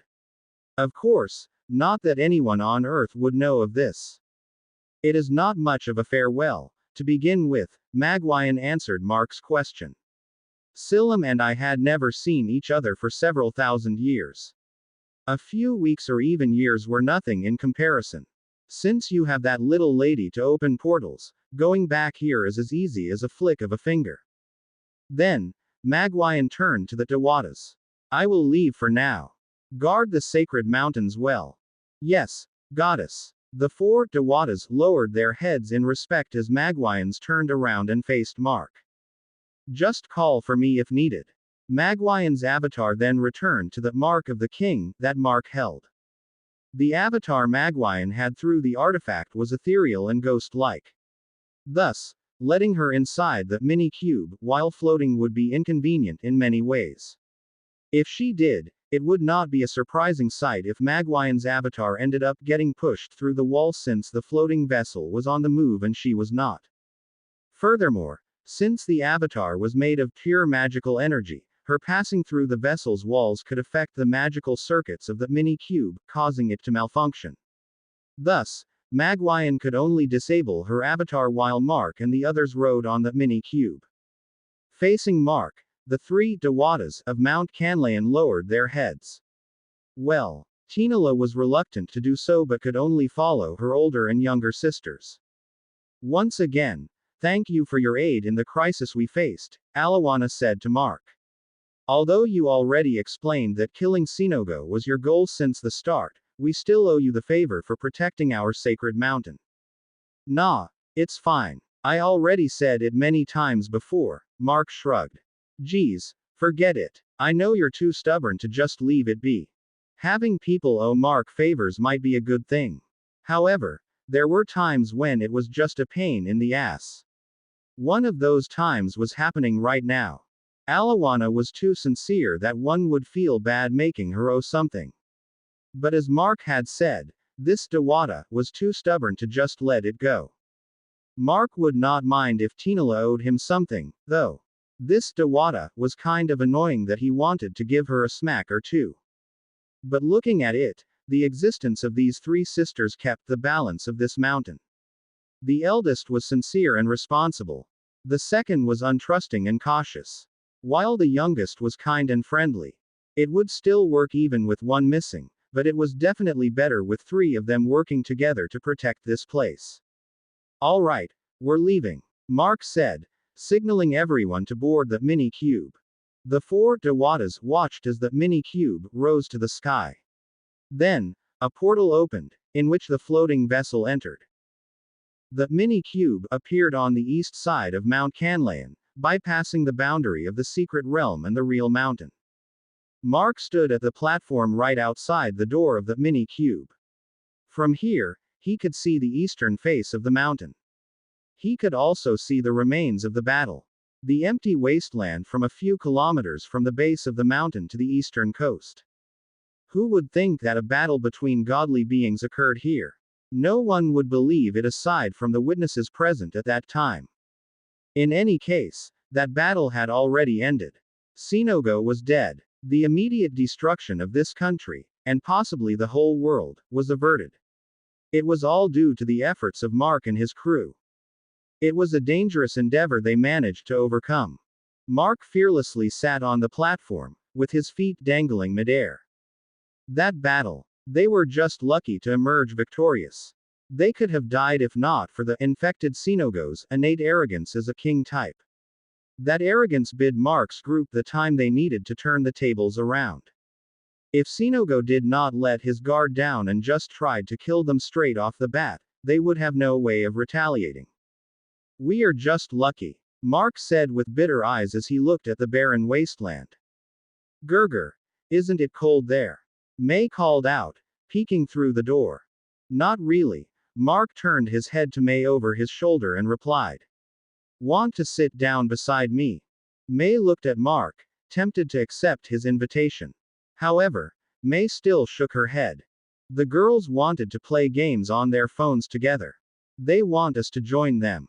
May said the reason she was looking for Mark. This early. Mark shrugged. Oh well. Not like someone like me can say anything. Let's go. Yes, someone like Mark, who would play for about 20 hours in his free days, would not be able to say anything about the girls wanting to play video games this early in the morning. Day 248 to 9:01 a.m., Tanyon Strait, Central Visayas. Leaving Mount Canlaon and the coastal borders of the island of Negros, Mark's main goal was to check on the island of Catanduanes once more. If they followed a straight path, they only needed to fly at a steep angle towards the northeast. However, the mini cube was now flying southeast. Mark aimed for a short detour, wanting to see something. No otaku would be content in an unfinished story. Sometimes, it would show the happy ending, not showing the fate of the enemies the protagonists had to overcome. This time, it was Pafile's story. Pafile had already reached his happy ending, reuniting with his wife and living with his family. Well, sort of. After all, Edsel had yet to fully acknowledge Pafile as his father. That was the end of the first season of Pafile's story, and the following season was surviving the apocalypse with his family. What about the antagonists? It was what Mark wanted to see this time. The fate of the antagonists of Pafile's story. And how the Tamawos fare during and after the fusion of dimensions. It was a story that Mark himself participated in. There was no way he would not be interested. Furthermore, he would doubt that the tribe would be wiped out by the catastrophic event. So, Mark wanted to see how karma hit them. As the mini cube flew across the strait, they could only blindly rely on the offline map that Mark had installed on his devices. Unfortunately, it was, without a doubt, outdated. The change in Earth's geography was massive, and all maps of the previous civilization had become useless for the most part.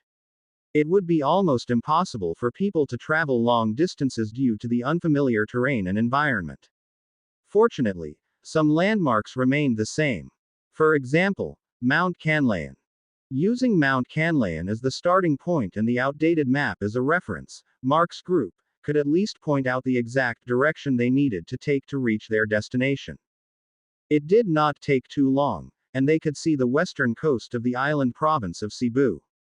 Unlike the last time they were here, the distance between the islands of Negros and Cebu sure had shortened.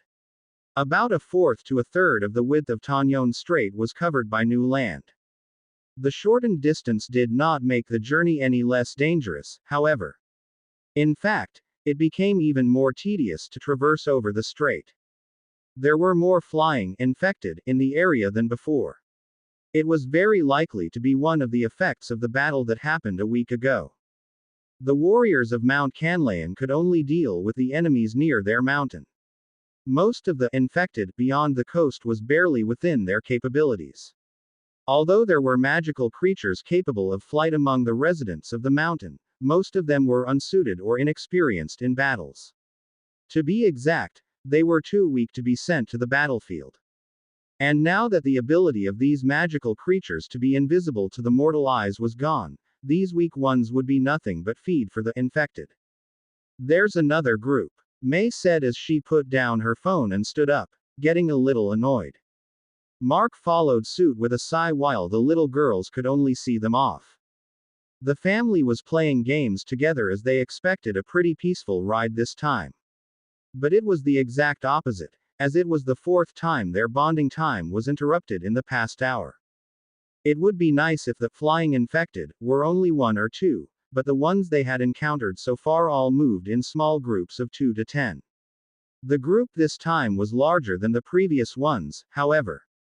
The rest of the group sent the two off with a sigh.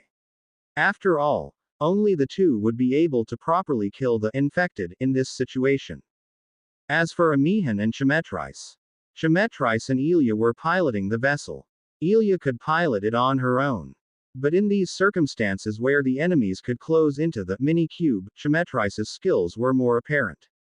Amihan, on the other hand, was better off resting for now. Her current strength had grown too much after her awakening. Too much that precise control was now a struggle for her since her growth was almost instant. It would be fine if she just sent magic with all her might, just like during the battle with Sinogo or during the time they were fighting the infected, attracted by the residual energy. However, in this situation where they were traveling through the sky, that was not something she should do. She needed more practice to tone down her magic. Bees. Huh. Mark voiced out as he stepped on the roof. He could see the swarm flying straight towards them from the front. It was a swarm of infected colony insects. Then, it was no surprise the group of enemies this time was a bit large. Gurgur. There's about 30 of them.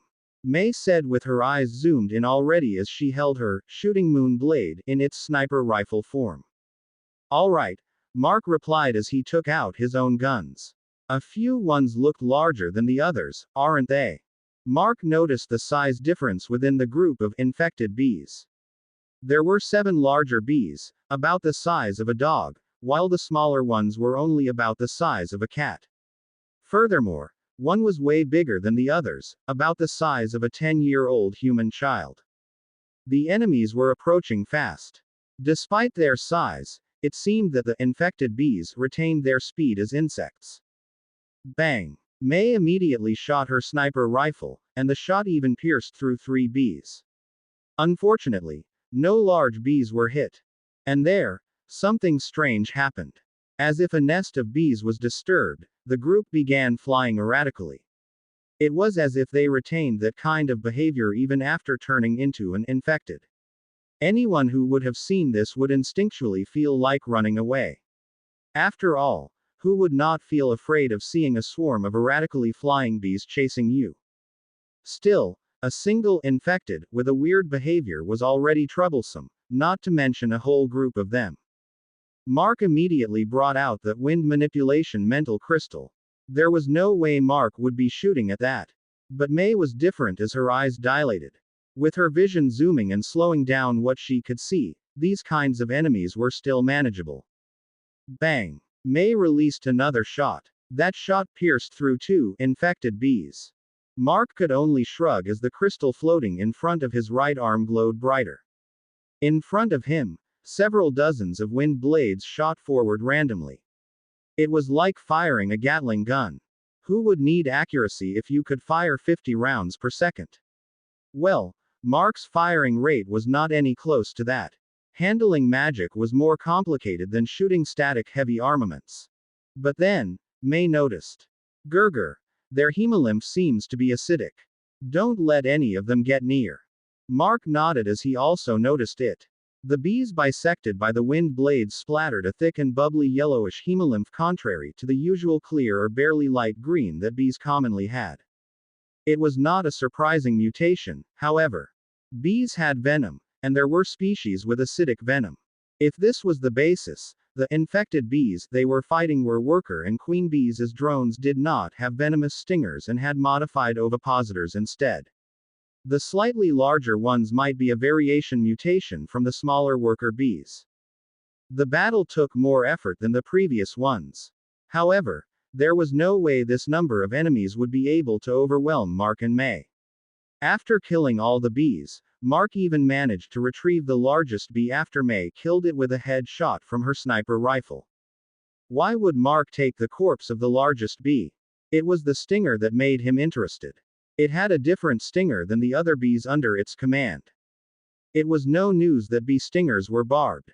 However, the barbs were too small for the naked eye to see clearly. Nonetheless, no bee had stingers that looked like spiked clubs, with the barbs all protruding towards the point. If someone got stung by it, the hole would be severely shredded. The large bee's wings also looked like good material. It was sturdy, unlike the wings of the smaller bees. And the large bee had a mutagen stone, too. Although Mark quite got an amount from the infected, May and the others fought this week-long, getting one more would not hurt. The military had begun using mutagen stones like currency. The situation in other countries might be the same. That was why Mark was not turning all the mutagen stones they gathered lately into physical crystals. And since Mark's future plan was to go to other countries, having extra funds would not hurt.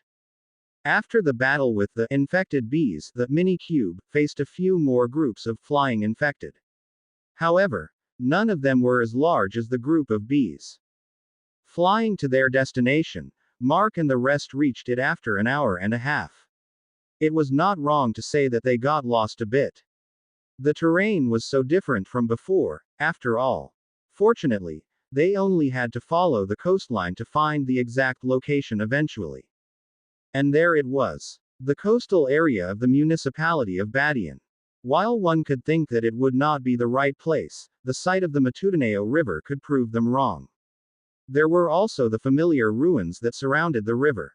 However, the 15-meter-wide Mutagen River had grown to a nearly 40-meter-wide one.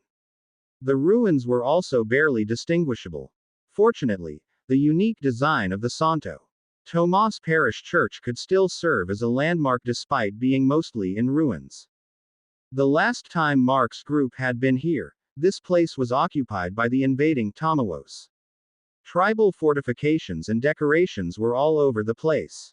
Now, barely anything of the sort was present. The fortifications the tribe made could not withstand the fusion of dimensions at all, not to mention the decors they installed. There was also the tidal wave that Sinogo caused in the area before. That said, they reached their first destination. Finding the clearing beside the ruined church, they chose to land there. Looks like they never came back here, Mark said after alighting the mini-cube. There were no signs of habitation in the area, and the surroundings were mostly covered in flora. Is this the place where you guys have been to last time? Spera asked as she was not present in the group back then. She was with Odalina instead, making sure to gather as many supplies as possible from America. This is the place where we fought the Tamawos, and where we first saw Sinogo, May replied to Spera's question and turned to Mark. There are no signs of anyone around. Mark closed his eyes and surveyed the surroundings. I found a few animals hiding further away. Aside from them, nothing else, Mark said as he opened his eyes. While the three conversed, Bella and Donna carefully came out of the mini-cube. They looked at the surroundings cautiously. It was the first time they had been close to any sign of old civilization since a few months ago. This was also the first time they saw any kind of ruins left after the fusion of dimensions. Their curiosity was understandable. They surveyed the area a bit. Mark even searched the surrounding forest east of the clearing. Let's go east, Mark said as he returned. I found some traces of someone hunting in the area. The hunter went east. Spera asked Mark. Maybe. Mark replied with a shrug. Pafile's previous home was also that direction. We only need to follow the river. The group left the clearing as soon as Mark commanded. The mini cube flew over the river, following its path upstream. Soon, they found the Kawasan Falls, which was now wider, higher, and even more beautiful. The home of the Tamawos should be nearby this place. And Mark's group did not even have to search. Towering in the distance, they could see the giant tree cluster that the Tamawos used as their royal castle.